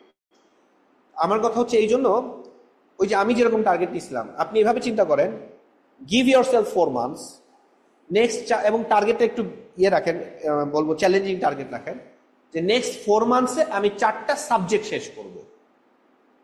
এটুকুই আমার টার্গেট। বড় টার্গেটকে ছোট ছোট টার্গেটে ভাগ করি, ওই 4 মাসকে আরো ছোট ভাগে ভাগ করেন। লেটস নেক্সট 1 month আমি একটা সিলেবাস, একটা সাবজেক্ট শেষ করব। আমি একটা সাবজেক্ট পড়ি। আপনি পরীক্ষা দিলেন না, একটা সাবজেক্ট পড়লেন, আপনার লাইফে কোনো লস আছে? ওই যে শিখলেন ওটাও তো আপনাকে লাইফে হেল্প করবে। So take 1 subject and finish it full. এটা পড়ার পর যখন সেকেন্ড সাবজেক্ট শুরু করবেন, আপনার মনে হবে আমি আগের যা পড়ছি সব ভুলে গেছি। Don't worry about that. পুরো সিলেবাস কমপ্লিট করার পরে ওটা আবার ব্যাক করবেন, যখন দেখবেন যে প্রথমবার একটা সাবজেক্ট পুরো পড়তে যার সময় লাগছে, পরের বার ওই বইটা পড়তে অত সময় লাগবে না। পড়লে রিকল হবে। আপনি হয়তো 1 বছর আগে হয়তো 4-1 কোর্সটা করছেন, আপনাকে এখনো যদি 4-1 এর বই দিই, আপনি হয়তো একটু কুইকলি রিকল করতে পারবেন। আপনার ওই সময়ে যে সময় লাগছে পড়তে, এখন অত সময় লাগবে না। তো ওইটা করে আপনার পড়ার হ্যাবিটটা তৈরি করেন। মানে আমি যেটা বোঝার চেষ্টা করতেছি, আপনারা যারা এখানে আছেন অ্যান্ড অলসো অনলাইনে, আপনারা দৈনিক কত ঘন্টা পড়েন বলেন, আপনি উত্তর দেন। কত? জাস্ট এক্সাক্ট নাম্বার, একটা বলপার্ক। আচ্ছা, এভরিডে 2 hours, বাকিটা কি? 2 hours, 6 hours. 3 hours, কত? 6 hours. 6? জি। ও মাই গড, তার জন্য 6 মাসে পাস করে ফেলতে পারবে। 6 hours ইজ এ লট। হ্যাঁ, মানে সিএফএ পাস করার জন্য। স্যার আমি এখনো ইনএলিজিবল। সো আমি সাজেস্ট করি যে আপনি 2 ঘন্টাটা একটু কম সিএফএ পাসের জন্য। আমি যে টার্গেটটা দেই সেটা হচ্ছে ইউ টার্গেট, যে আমি আমার 6 মাস পরে পরীক্ষা দেওয়ার দরকার নেই, 7 মাস পরে, আমি 1 বছর বা 15 মাস হাতে রেখে শুরু করি, পড়াটা শুরু করি, একটা টেন্টারিভ ডেট রেখে আগান। নাও গিভ ইয়োরসেলফ 4 months। এর পাশাপাশি আপনি এভাবে নিজেকে প্ল্যান করেন, আমি উইকলি 20 hours পড়বো। আপনারা স্টুডেন্ট তো, আমি আর একটু 1 বাড়াই দিলাম, 21। ডেইলি আমি 3 ঘন্টা পড়বো। এখন আপনি বলবেন আমার তো ইউনিভার্সিটির পড়া আছে, তাই না? কিছু কিছু তো মিলে যাবে না? তাহলে ইউনিভার্সিটির পড়া মিলে, ইউনিভার্সিটিতে তো 2 ঘন্টাই পড়তেছেন, এর চেয়ে বেশি পড়তেছেন না, আমি ধরে নিলাম বাকিরা। ডেইলি আপনি 4 থেকে 5 ঘন্টা দেন। 4 ঘন্টা ডেইলি দেওয়া অত কঠিন হবে না। আর ইউনিভার্সিটি পড়া যখন শেষ হয়ে যাবে, তখন তো ওইটা আর থাকবে না, তখন যা পড়বেন সিএফ এর জন্যই পড়বেন। তো 4 থেকে 5 ঘন্টা যদি দেন, 4 ঘন্টা দেন, 4 মাল্টিপ্লাই বাই 7 মানে কত? 28। That's a lot of hours. So আপনি উইকলি 28 আওয়ার্স টার্গেট নেন। মেক ইয়োরসেলফ আ হ্যাবিট যে আমি ডেইলি 4 ঘন্টা পড়বো। এটাকে ছোট ভাগে ভাগ করে ফেলেন না। ভেরি আর্লি মর্নিং উঠে 1 ঘন্টা পড়েন, 2 ঘন্টা পড়েন। পড়ার সময়ে মোবাইল সেট অ্যাসাইড, চোখের সামনে মোবাইল থাকবে না, যদি থাকেও ইন্টারনেট অফ। কারণ আপনি আছেন, আপনার সামনে কম্পিউটার ওপেন, মোবাইল ওপেন, লেখাপড়া হবে না। ফোকাস করেন। সো 1 ঘন্টা পড়েন, ইন বিটুইন দিনে আরেক ঘন্টা পড়েন, রাতে 1 ঘন্টা পড়েন। আগে 3 ঘন্টা ট্রাই করেন।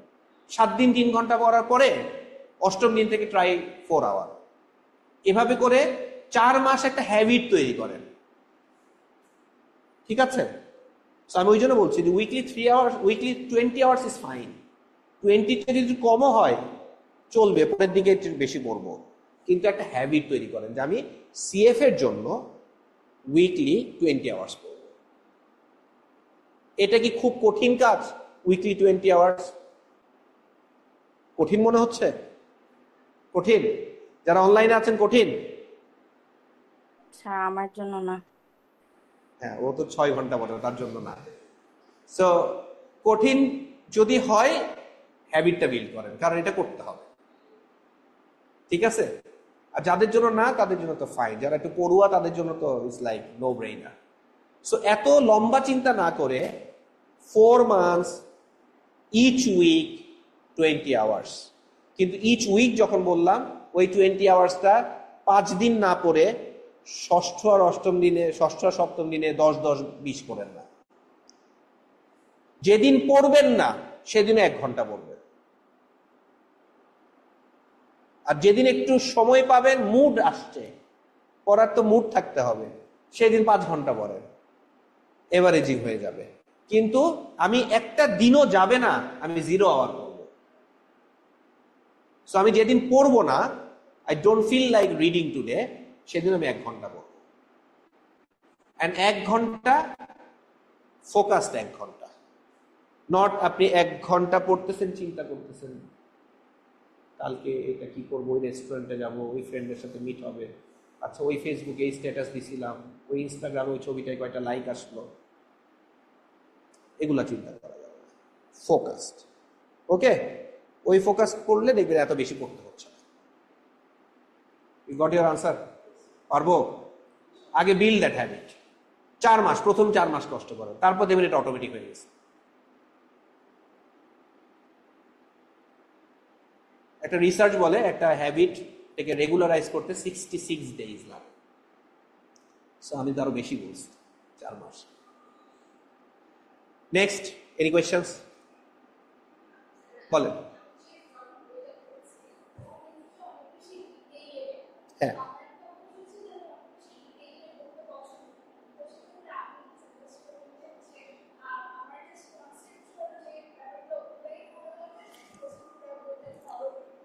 তো ওনার কোয়েশ্চেন হচ্ছে আমার বইতে অনেক ডিটেইলে লেখা, কারণ এই পরীক্ষাটা সেলফ কি বলবো যে সেলফ স্টাডি প্রোগ্রাম, মানে এর জন্য আপনার কোনো টিচারের দরকার নেই। তো আমি যে বলতেছি যে আমার এখানে এসে আপনি জয়েন করতে পারেন, লাগবে না, আপনি নিজেই পারবেন, ওইভাবে বইগুলো ডেভেলপ করা।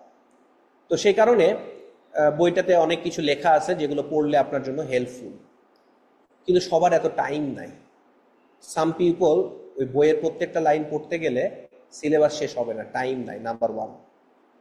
অ্যান্ড সাম পিপলের জন্য বই পড়েও বুঝে না, একটা প্যারাগ্রাফ পড়ে আমি হয়তো বুঝি নাই, সামন আমাকে বুঝাই দিলে জিনিসটা ভালো। That's why your mentoring helps. So আপনি যদি সেলফ স্টাডি করেন তাহলে প্রত্যেকটাই রিডিং দিবেন, যেগুলো আপনার কাছে মনে হচ্ছে এটা একটা ডেফিনেশন, হাইলাইট করবেন, রিভিশন দেওয়ার সময় হাইলাইটেড মার্কসগুলো বেশি বেশি করে পড়বেন। কিন্তু প্রত্যেকটা চ্যাপ্টারের ভিতরে এক্সাম্পল আছে, প্রত্যেকটা এক্সাম্পল মাস্ট। চ্যাপ্টার এন্ডে কিছু প্র্যাকটিস প্রবলেম আছে, সেটাও মাস্ট, এবং সবগুলো কোয়েশ্চেনেরই উত্তর বলা আছে এক্সপ্লেনেশন সহ, যেহেতু এটা একটা সেলফ স্টাডি প্রোগ্রাম। আমি তো এমনি পড়ছি, আমার তো কোনো টিচার লাগে নাই, কিন্তু আমি বেশি পড়ছি, আর আপনার মতো তো আমি 2 ঘন্টা করে পড়ি নাই, ঠিক আছে? তো আলটিমেটলি সেক্ষেত্রে আপনি যদি সেলফ স্টাডি প্রোগ্রাম একটু বেশি পড়তে হবে, ওইভাবে টাইম তখন বেশি দিতে হবে। আপনি যদি বলেন আমার এত টাইম নাই, আমি একটা এখানে ক্লাস করলে আমাকে ক্লাসে বুঝাই দিল, তখন আমি জিনিসগুলো বুঝতে পারলাম, আমাকে নোটস দিচ্ছে, আমি সেই নোটস পড়ছি, অ্যান্ড কিন্তু তার সাথে চ্যাপ্টারের এক্সাম্পল এক্সারসাইজ মাস্ট। সো আমার ক্লাসে আমি বলি, আমি যে নোটসগুলো দেই সেই নোটসগুলো মাস্ট, ওটাই আমি ক্লাসে পড়াচ্ছি এবং ভিডিও রেকর্ডিংটা দেখলেও হয়ে যায়। ওর পাশাপাশি ও বই থেকে এক্সাম্পল আর এক্সারসাইজ করবে। এর সাথে একটু বলে দেই, অনেকেই কাপলানের একটা নোটস কিনে, কাপলান শোয়েজার নোটস, খুবই ছোট ছোট বই, নীল খেতে গেলে ওটা আপনাকে ধরায় দিবে, ওইটা পড়ে আপনার জন্য কঠিন। অনেকে আপনাকে বলবে আমি তো এত পড়ি নাই, আমি কাপলান পড়েই পাস করছি। হ্যাঁ, এগুলো ডাহা মিথ্যা কথা বলে মানুষ। আমাদের বাঙালিদের একটা স্বভাব আছে, পড়ে পাস করছি বললে এটা ডিসক্রেডিট, আর কিছুই পড়া পড়ে আমি ব্রিলিয়ান্ট, এগুলো থেকে বাদ দেন। আমাদের বাবা মারা বলতো আমার ছেলে মেয়ে তো লেখাপড়া করার দরকার হয় না, ও তো এমনি একটু পড়লেই পারে। এগুলো হচ্ছে ডাহা মিথ্যা কথা। আপনি ভালো করে পড়ে পাস করছেন, এটা আপনার কৃতিত্ব, এবং পড়েই পাস করতে হবে। এখন হ্যাঁ, ধরেন আমি যদি এখন আবার লেভেল 1 পরীক্ষা দিই, সে কথার কথা, তাহলে আমার জন্য কারিকুলাম না পড়ে আমি একটা নোটস চোথা পড়ে কিন্তু পাস করে ফেলতে পারবো, because many of the things আমি জানি অর সামওয়ান হয়তো ফাইন্যান্স নিয়ে এত বেশি কাজ করছে এবং এত বেশি সে লেখাপড়া করছে, এত ভালো ইউনিভার্সিটিতে পড়ছে, এত ডেপথে সে পড়ছে, তার এখন ডিগ্রি ডেজিগনেশনটা দরকার, পাস করছে এই ট্যাগটা তার দরকার। এই তাহলে তার জন্য হয়তো ওই নোটস পড়ে, ও যদি বলে আমি পড়ছি, হুইচ ইজ সত্য কথা আবার মিথ্যা কথা, কারণ ওর তো আদার্স যেগুলো নলেজ আছে সেটা তাকে হেল্প করছে ওইটা করতে। আর আপনিও যদি ওর সাথে ট্যাগ করে ওই নোটস পড়েন, ওখানে খুবই ছোট ছোট করে লেখা, অল্প লেখাটা বুঝবেন না। এই কারণে আমি, এবং যদি কোনো কারণে লেভেল 1 পাস করেও যান, লেভেল 2 লেভেল 3 তে স্ট্রাগল করবেন, কারণ লেভেল 1 এ কনসেপ্টটা লেভেল 2 তে কাজে লাগবে, লেভেল 3 তে যে লেভেল 1 লেভেল 2 কনসেপ্ট কাজে লাগবে। অনেক প্রফেশনালস আছে, অনেক ভালো স্টুডেন্ট ছিল, গত 15 বছর ধরে কাজ করতেছে, সে তো গত 15 বছর পড়াশোনাই নাই, অফিসে কামলাগিরি করছে সিম্পলি, তো তার তো পড়াশোনার টাচে নাই। সে তখন হয়তো পড়ছিল মডিগ্লিয়ানিয়ার মিলারের ক্যাপিটাল স্ট্রাকচার, এখন কি তার মনে আছে? ওর জন্য এখন পড়তে বসা আরো অনেক কঠিন কম্পেয়ার টু ইউ, কারণ ও তো বই পড়ে অভ্যাস নাই। আপনার জন্য অনেক ইজিয়ার। কিন্তু এই লোকগুলা কিন্তু এখন সিএফএ করছে। এই যে লাস্ট দিন আমরা একটা প্যানেল ডিসকাশন করলাম ফিসক্যাল পলিসি ইয়েতে আপনাদের ব্র্যাক ইউনিভার্সিটিতে, আপনারা খেয়াল করছেন একজন গেস্ট আমার পাশে ছিল, সিনজেন্টা সিএফও। তার বস থাইল্যান্ডে বসে কাজ করে, এশিয়া দেখে। He is studying CFA level or under me অনলাইনে ফ্রম থাইল্যান্ড। সে যদি চিন্তা করতে পারে এটা আমার দরকার, সেটা একটা ফাইন্যান্সিয়াল ইনস্টিটিউশনে কাজ করে না, সে একটা কর্পোরেটে কাজ করে, এশিয়ার বিভিন্ন মার্কেট দেখে, থাইল্যান্ডে থাকে, তার বয়স তো উনার বস ওনার চেয়ে বেশি হবে। তাহলে সে যদি করে, তাহলে আপনি তো অনেক সুইটেবল স্টেজে আছেন। সে এখন হয়তো মনে করবে আমার লাইফে যদি আমি নামটা শুনতাম এন্ড কেউ বলতো বা থাকতো তখন ভালো হতো, তখন হয়তো হার্ডলি একজন দুইজন করছে। বুঝতে পারছেন? তো এই কারণে বলবো যে আপনি যে যদি সেলফ স্টাডি করেন, ওই প্রত্যেকটা লাইন পড়বেন, কিন্তু হাইলাইটেড করবেন যেগুলো, কারণ অনেক আগদুম বাগদুম কথা বলে, টু মেক ইউ আন্ডারস্ট্যান্ড। হ্যাঁ, ওই টাইমটা আপনার সেভ হবে, অ্যান্ড আপনি যদি মেন্টরিংটা নেন, নাথিং এলস। বাট দরকার নাই, আপনি সেলফ স্টাডি করে পারবেন। এটা this is meant for self study, time দেওয়া লাগবে। নেক্সট, অনলাইনে কারো কোয়েশ্চেন? আপনাদের কোনো question? Sir, Tasnia. So basically, আমি জানতে চাচ্ছিলাম যে online there are a few note resources like Kaplan, right? So এগুলা কি like helpful, like ওই notes গুলা when studying for আমি তো CFA? কাপলানে হেল্প নিতে না বললাম, Oh, আচ্ছা, আমি okay, sir. কাপলান একদম ডিচ করতে বললাম আপনাকে, ঠিক আছে? নাম্বার 1, নট অনলি দ্যাট, যখন আপনি ফাইনালি পরীক্ষা দিবেন, খেয়াল করে দেখেন, আপনি 10টা সাবজেক্ট মিলে পরীক্ষাটা দিবেন, আপনার প্রত্যেকটা টপিকে ফর্মুলা আছে না? এই ফর্মুলাগুলো মনে রাখতে হবে না? তো আমি আমার স্টুডেন্টদেরকে বলি, যখন আপনি যে চ্যাপ্টারটা পড়ছেন ওটার যে ফর্মুলা, এগুলো আপনি নিজে লিখবেন খাতায়, লিখে লিখে লিস্ট করবেন, লিখলে মনে থাকে, আর খাতায় লিস্ট করলে একটা আপনার নোটবুকে থাকলো যে এই কর্পোরেট ইস্যুয়ারের সব ফর্মুলাগুলো আমার এই নোটবুকে আছে। যখন আপনি রিভিশন দিবেন, তখন ধরেন আপনার শুধু 2 দিন টাইম আছে রিভিশন দেওয়ার, তখন আপনি শুধু ফর্মুলা দেখবেন, রাইট? তো আপনি যদি সবগুলো ফর্মুলাকে অ্যাকিউমুলেট করেন, অ্যাটলিস্ট 250 ফর্মুলা হবে, তার চেয়ে বেশি হবে সব ফর্মুলা মিলে। তো তখন আলটিমেটলি আপনার কি হবে, আপনি ফর্মুলাগুলো যদি নিজে লেখেন, এটা আপনার কাজে দিবে। আপনার লেখা ফর্মুলাটা আপনার একটা ফ্রেন্ড ফটোকপি করে নিয়ে পড়া শুরু করলো, ওর লাভ হবে না। তো অনলাইনে এরকম অনেক ফর্মুলা শিট পাবেন, যেগুলো ডাউনলোড করে প্রিন্ট করবেন, ওটা ডাউনলোডে থাকবে, প্রিন্টেই থাকবে, আপনার মাথায় থাকবে না। আপনার মাথায় থাকার জন্য আপনি ওই ফর্মুলা দিয়ে অঙ্ক করবেন, আপনি ওই ফর্মুলাটা লিখবেন, নিজের কাছে রাখবেন। আমি যখন পড়ছি তখন তো এত ইন্টারনেট এত কিছু ছিল না, আলহামদুলিল্লাহ ছিল না। ছোট ছোট ওই নোটপ্যাড কিনতাম, একটু কিনে ছোট ছোট করে লিখতাম, লিখে লিখে লিখে লিখে আমার পকেটে পিছনে রাখতাম, ঠিক আছে? সো পকেটে পিছনে রাখতাম। এখন মনে করেন সে তো টুমরো 10টার দিকে ধরেন আমার ওয়াইফের সাথে, তখন গার্লফ্রেন্ড এখন ওয়াইফ, ডেট আছে, আর ন্যাচারালি সে আসতে দেরি করবে আমি জানি, কিন্তু আমি তো 5 মিনিট দেরি হলে অনেক কিছু সমস্যা হয়ে যাবে আর কি। So I go to the place, আমরা একসাথে পড়তাম এই জন্য একটা ইজি, যাই হোক, বাট উই প্ল্যান যে আমরা মিট করব, আমি জানি সে দেরি করবে, অ্যান্ড আই গো, আমি ওইভাবে মার্জিন অফ সেফটি রেখে যে ওয়েট করতেছি অ্যান্ড বসে আছি। তখন তো না ছিল মোবাইল, স্মার্টফোন ওরকম কেনারও সামর্থ্য ছিল না, অ্যাভেইলেবলও ছিল না, আইপ্যাড টাইপ্যাড এগুলো কিচ্ছু ছিল না। এখন কোথাও গেলে আইপ্যাড নিয়ে যায়, কিন্ডেল নিয়ে যায় বা বই নিয়ে যায়। সো তখন ওটা আমি যখন পড়তাম নোট করে করে করে পরে রাখতাম, অ্যান্ড সে আসতেছে না, 30 মিনিটস পর আসবে বা 45 মিনিটস পর আসবে, হোয়াট এভার, পড়তাম। এই সময়টা আমার জন্য উপভোগ্য ছিল, বিকজ এটা অনেক টাইম মনে হচ্ছে না। আর আপনি যদি ওয়েট করেন 10 মিনিটস আপনার কাছে মনে হবে কি অনেক বেশি। তো এই কথাটা বলার কারণ হচ্ছে এরকম যে যখনই যে কোনো ফ্রি টাইম যদি আমি পেতাম, দুইটা ক্লাসের মাঝে কিছু ফ্রি টাইম আছে, মানুষজন গল্প করতেছে, চিল্লাফাল্লা হচ্ছে, এই হচ্ছে ওই হচ্ছে, আমি চুপ করে পড়তাম, কারণ আমার জন্য ওইটা অনেক বেশি ইম্পর্টেন্ট। বাকিরা তো সিএফএ ক্যান্ডিডেট না, আমি তো সিএফএ ক্যান্ডিডেট। সো আমার জন্য টাইমের ভ্যালুটা অনেক বেশি কম্পেয়ার টু আদার পিপল। তো আমি পড়তাম, ওই হ্যাবিটটা এখন আমার স্টিল রয়ে গেছে। আমি ধর কোনো একটা মিটিংয়ে গেলে, একটা মিটিং হয়তো কল করা হয়েছে, আমি জানি মিটিংটা 15 মিনিট পরে শুরু হবে বা মিটিংটা টাইমলি শুরু হবে না, বা যে মিটিংয়ে আমার সাথে দেখা করবে সে হয়তো আরেকটা মিটিংয়ে ব্যস্ত। আই হ্যাভ 10 মিনিটস, আমার কাছে বই থাকে, কিন্ডেল থাকে, আইপ্যাড থাকে, আমি পড়ি।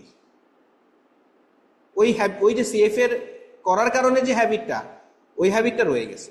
ওই হ্যাবিটটা রয়ে যাওয়ার কারণে হচ্ছে কি, অনেক ছোট ছোট ক্ষুদ্র ক্ষুদ্র time I can use it, যে এই সময় আমি এই কাজটা একটু আগায় নিলাম, তাহলে কি হয়, প্রোডাক্টিভিটি লেভেল অনেক বাড়ে। বুঝতে পারছেন? ওর প্রশ্ন ছিল যে সিএফএ কি মাঝপথে অনেক মানুষ ছেড়ে দেয় কিনা।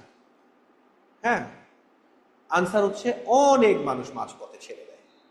যে কোনো লং টার্ম জিনিস, শুধু সিএফএ কেন, একটা ভালো ইনভেস্টমেন্ট প্রোগ্রাম আপনি চিন্তা করেন, আপনাকে আমি বললাম you want to retire at 50 with a sum of money of 5 crore টাকা।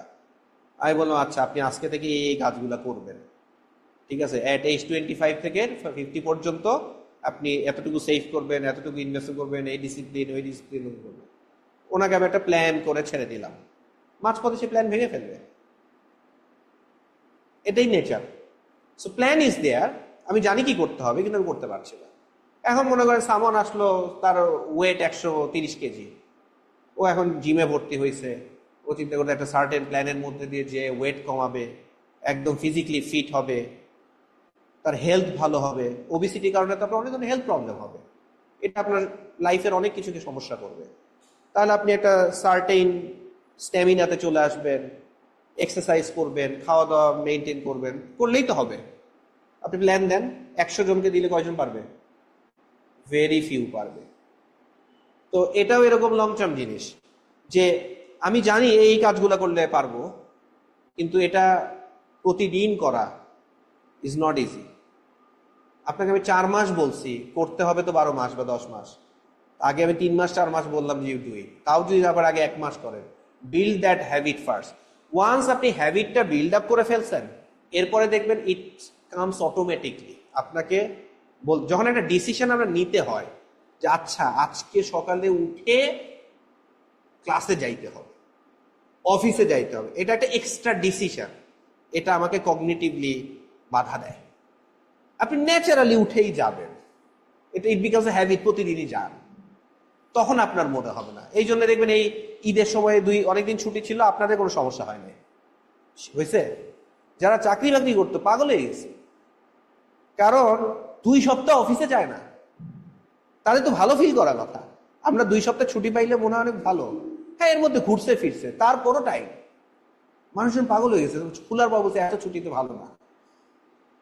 হ্যাঁ, গত বছর এই সময় যখন অনেক কারফিউ টারফিউ দিয়ে দিল, আরে আজকের 2 দিন পর থেকে, ওই সময় ইন্টারনেটও বন্ধ, মানুষ লিটারালি পাগল হয়ে গেছে, because people don't know what to do.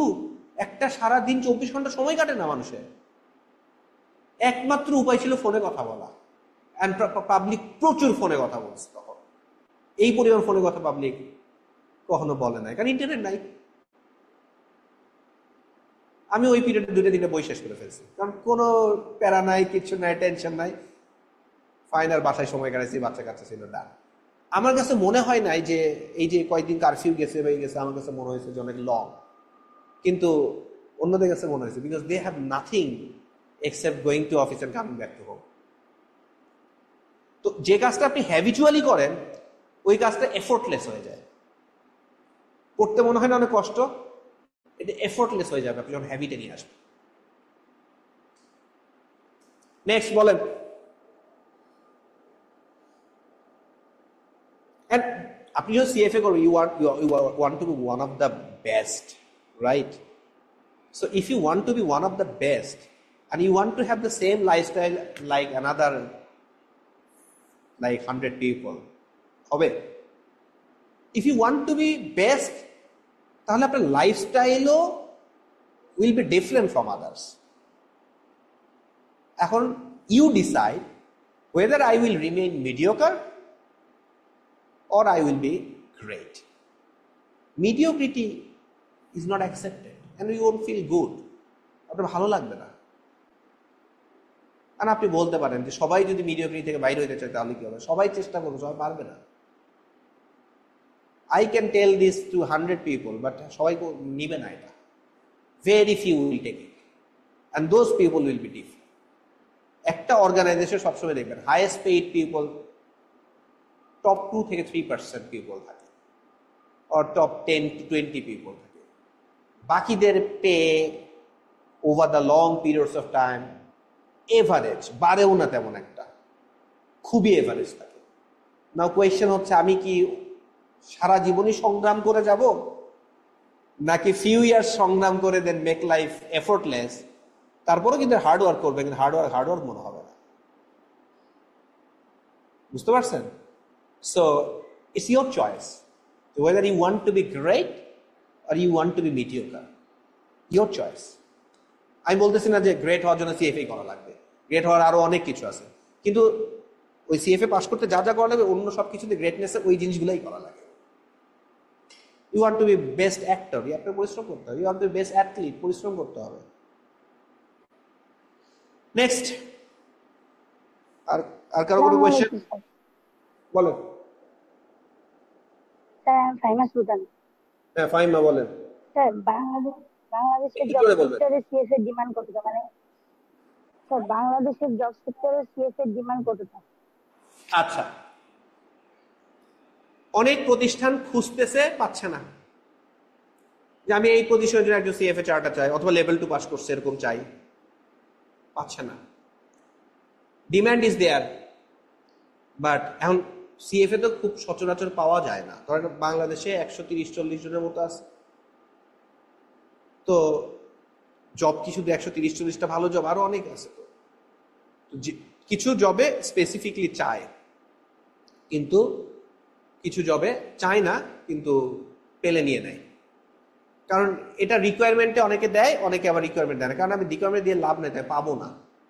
কিন্তু তারা যখন দেখে আচ্ছা CFA চার্টার পাচ্ছে না, কিন্তু অ্যাটলিস্ট লেভেল 2 পাইছি, নিয়ে নেয়। অ্যাটলিস্ট লেভেল 1 পাইছি, একটু জাজ করে নিয়ে নেয়। কারণ যে লেভেল 2 পাস করছে, ও যে লেভেলটাই পড়ছে, আপনি পড়তে গেলে, আপনি যখন পড়বেন at least you will have respect on people who passed it. আপনি পড়তে যেয়ে দেখবেন এটা লেভেল 1-এ না হলেও লেভেল 2-তে হবে, এত ভাস্ট সিলেবাস।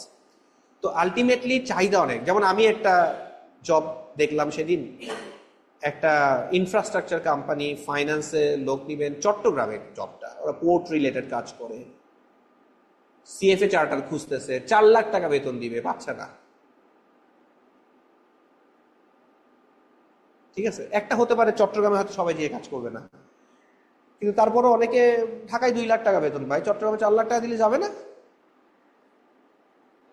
হ্যাঁ, অবশ্যই যাবে। ফিউ ইয়ার্স কাজ করে আবার ব্যাক করবে। I know a guy, he is also CFA charter, ওর ব্যাকগ্রাউন্ড ও IB তেও পড়াশোনা করছে, পরে FRM-ও করছে। সো ও আমার কাছে একদিন আসলো যে ভাই, ও ইটকলে চাকরি করতো, ভালো চাকরি করতো, বলে ভাই আমি একটা জব পাইছি BSRM limited, BSRM Chittagong company, but ওরা একজন CFA চার্টার এরকম চাচ্ছে, ভালো প্রজেক্ট নিয়ে কাজ করতে হয়, কিছু ফাইন্যান্সিয়াল মডেলিং নিয়ে কাজ করতে হবে। So what do you suggest, আমার জন্য জবটা ভালো হবে কিনা? অ্যান্ড হ্যান্ডসাম স্যালারি, ভালো স্যালারি, ক্লোজ টু 2 লাখ তখনকার সময়ে এবং ওর বয়স অনুযায়ী it's a good, very good salary. তখন আমি বললাম যে জাস্ট গো, গুড জব, ভালো কিছু শিখবা, চট্টগ্রামে কাজ করবা, 2-3 বছর কাজ করবা, আবার ব্যাক করবো, সমস্যা কি? And he went there, he did the job, কাজ টাজ করে আবার যে কোম্পানি থেকে চলে গেছে 2 বা 3 ইয়ার্স পরে ওই কোম্পানিতে ব্যাক করছে, আরো হায়ার পজিশনে, আরো হায়ার স্যালারিতে। ইটকল তো যে গভর্নমেন্ট ওন্ড এনবিএফআই এবং অনেক ইনফ্রাস্ট্রাকচার প্রজেক্ট ওরা ফাইন্যান্সিং করে, ভালো জব, খারাপ না। অ্যান্ড দেন ওখানে কিছু বছর চাকরি করার পরে ও এডিবিতে চলে গেছে, এখন সে এশিয়ান ডেভেলপমেন্ট ব্যাংকে কাজ করে। সো আই টেল পিপল যে try to be like that. এই ধরনের, ও কিন্তু বয়স অনেক, ও আমার চেয়েও বেস্ট জুনিয়র, ঠিক আছে। আইএফসি চার্টার হোল্ডার খুঁজে, ভালো বেতন দেয়। এখন আপনি যখন জব মার্কেটে যাবেন, ধরেন একটা প্রতিষ্ঠানে সবচেয়ে বেশি সময় দেয় একটা সাপোর্ট স্টাফ, ঢুকে অফিস ক্লিনিং করে, সবাই চলে যাওয়ার পরে বের হয়,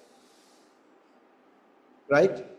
তো একটা সাপোর্ট স্টাফ যে সময় দিবে, একজন নর্মাল কেরানি লেভেলে যে সময় দিবে, একজন বস যে সিইও লেভেল, তাকেও ওই সময় দিতে হবে। সে ওই সময়টা হয়তো অফিসে দেয় না, ফিজিক্যালি দেয় না, মেন্টালি দেয়। সে ফ্রাইডেও তার চিন্তা করতে হয়, মেবি ওই কেরানিটার ফ্রাইডে অফিসে কি হলো চিন্তা করতে হয় না, কিন্তু সিইওটা হয়তো বসে বসে চিন্তা করতেছে, আচ্ছা ওইটা কি চিন্তা করতেছে। চিন্তা করাটা তোর কাজ, কায়িক পরিশ্রম করছে, সময় তো সবাইকেই দিতে হয়। তো আমি যদি প্রতিদিন ধরেন সে গড়ে 10-12 ঘন্টাই দিই, isn't it better to get say 5 Times of 100 টাকা দেন 100 টাকা? আপনি যদি বলতেন যে না আমি বেতন কম চাই কিন্তু আমার ফ্রি টাইম পাবো, তাহলে ইট মেক্স সেন্স। সবাই যদি সেম টাইম দেয়, হ্যাঁ, যে বেশি সে একটু স্ট্রেস বেশি দেয়। আপনি বলতে আমি টাইম বেশি দেবো, স্ট্রেস একটু কম দেবো, ফাইন। কিন্তু ইন বিটুইন নাম্বার নাই, বুঝছেন? Either it's high, either it's low. মানে ধরেন একটা ব্যাংকের কথা বলি, ব্যাংক তো একটা বড় এমপ্লয়ার, অনেক লোক রিক্রুট করে। কারণ একটা ব্যাংকে সে 3000 থেকে 4000 এমপ্লয়িজ আছে। এভিপি লেভেল থেকে এক্সিকিউটিভ লেভেল চিন্তা করে এবং ওই লেভেল থেকে ধরেন গাড়িটারি বেনিফিট গুলো আসে, গাড়ির লোন টোন দেয়। একটা এভিপি ধরেন স্যালারি ক্যান বি 100 থেকে 200K in between, it's a very high range. হ্যাঁ, depending on who you are, what your capacity, which department you cater, তার উপর আপনার স্যালারি ক্যান বি, একই ডেজিগনেশন স্যালারি অনেক ভ্যারি করতে পারে। এখন ওই ব্যাংকে হয়তো আপনি দেখবেন যে এরকম 150টা এভিপি আছে, এমপ্লয় সাইজ কত? 3000।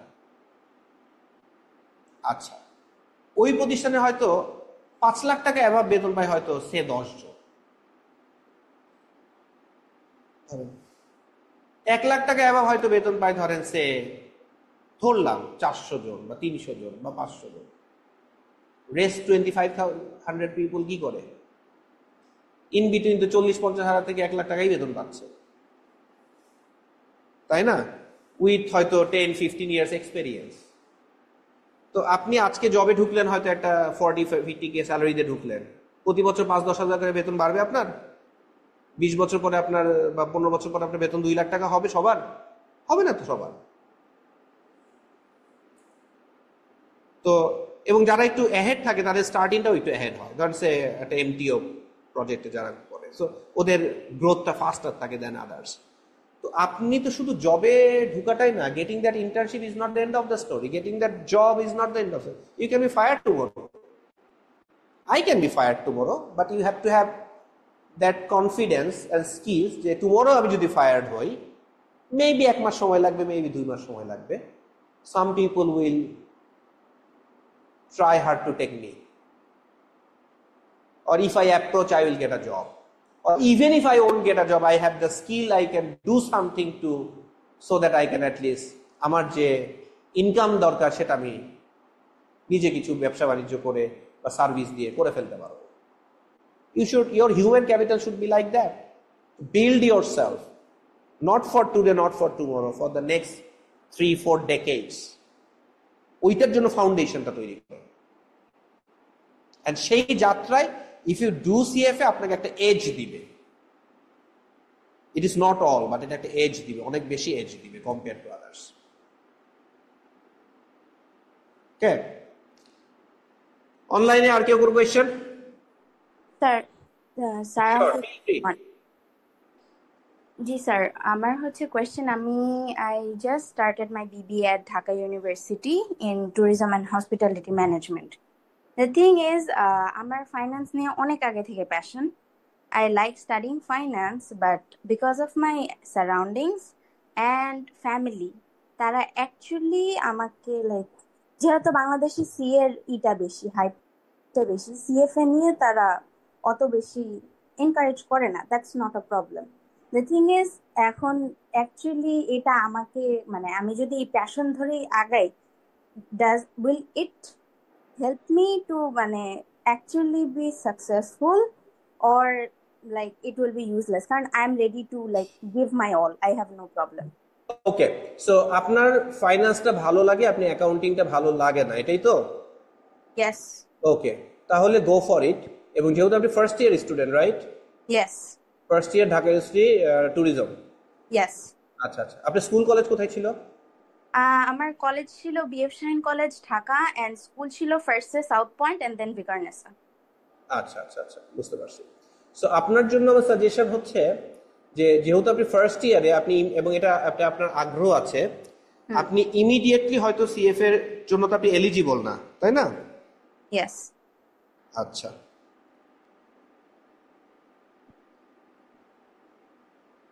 Just 1 minute.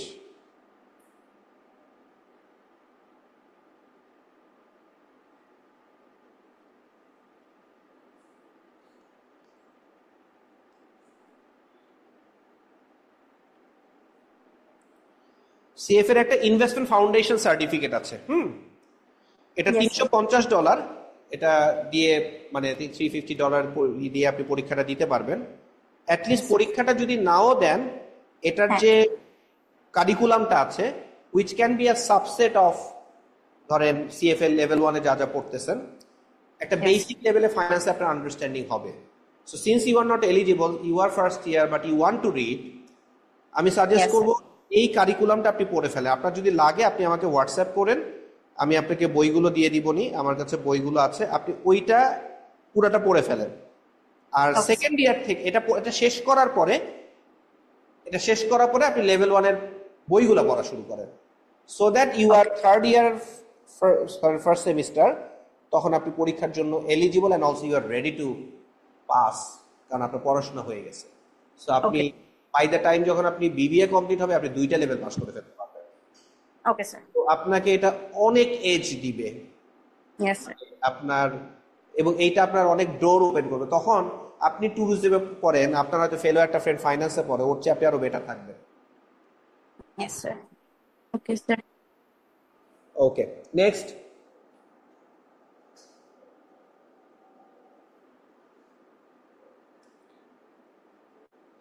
আর কেউ আর কোনো কোয়েশ্চেন না করলে শেষ করে দিব। Any last question? Okay, so আপনাদের অনেক সব কোয়েশ্চেনে আনসার হয়ে গেছে। স্যার আরেকটা কোয়েশ্চেন একটু, কোথায় রিচ আউট করতে পারবো অ্যাকচুয়ালি যদি আমার কোনো কোয়েরিজ থাকে? আপনি তো আমাকে মেসেঞ্জারে নক করছিলেন, রাইট? Yes sir. আচ্ছা, আমি আমার নাম্বার দিয়ে দিব, আপনি আমাকে টেক্সট করে রাখেন, হোয়াটসঅ্যাপ করেন আমাকে। Okay sir, thank you sir. ঠিক আছে, তাহলে আর কোনো কোয়েশ্চেন না থাকলে আল্লাহ হাফেজ। ওকে, তো শেষ করছি এখানে। সি ইউ ইনশাআল্লাহ।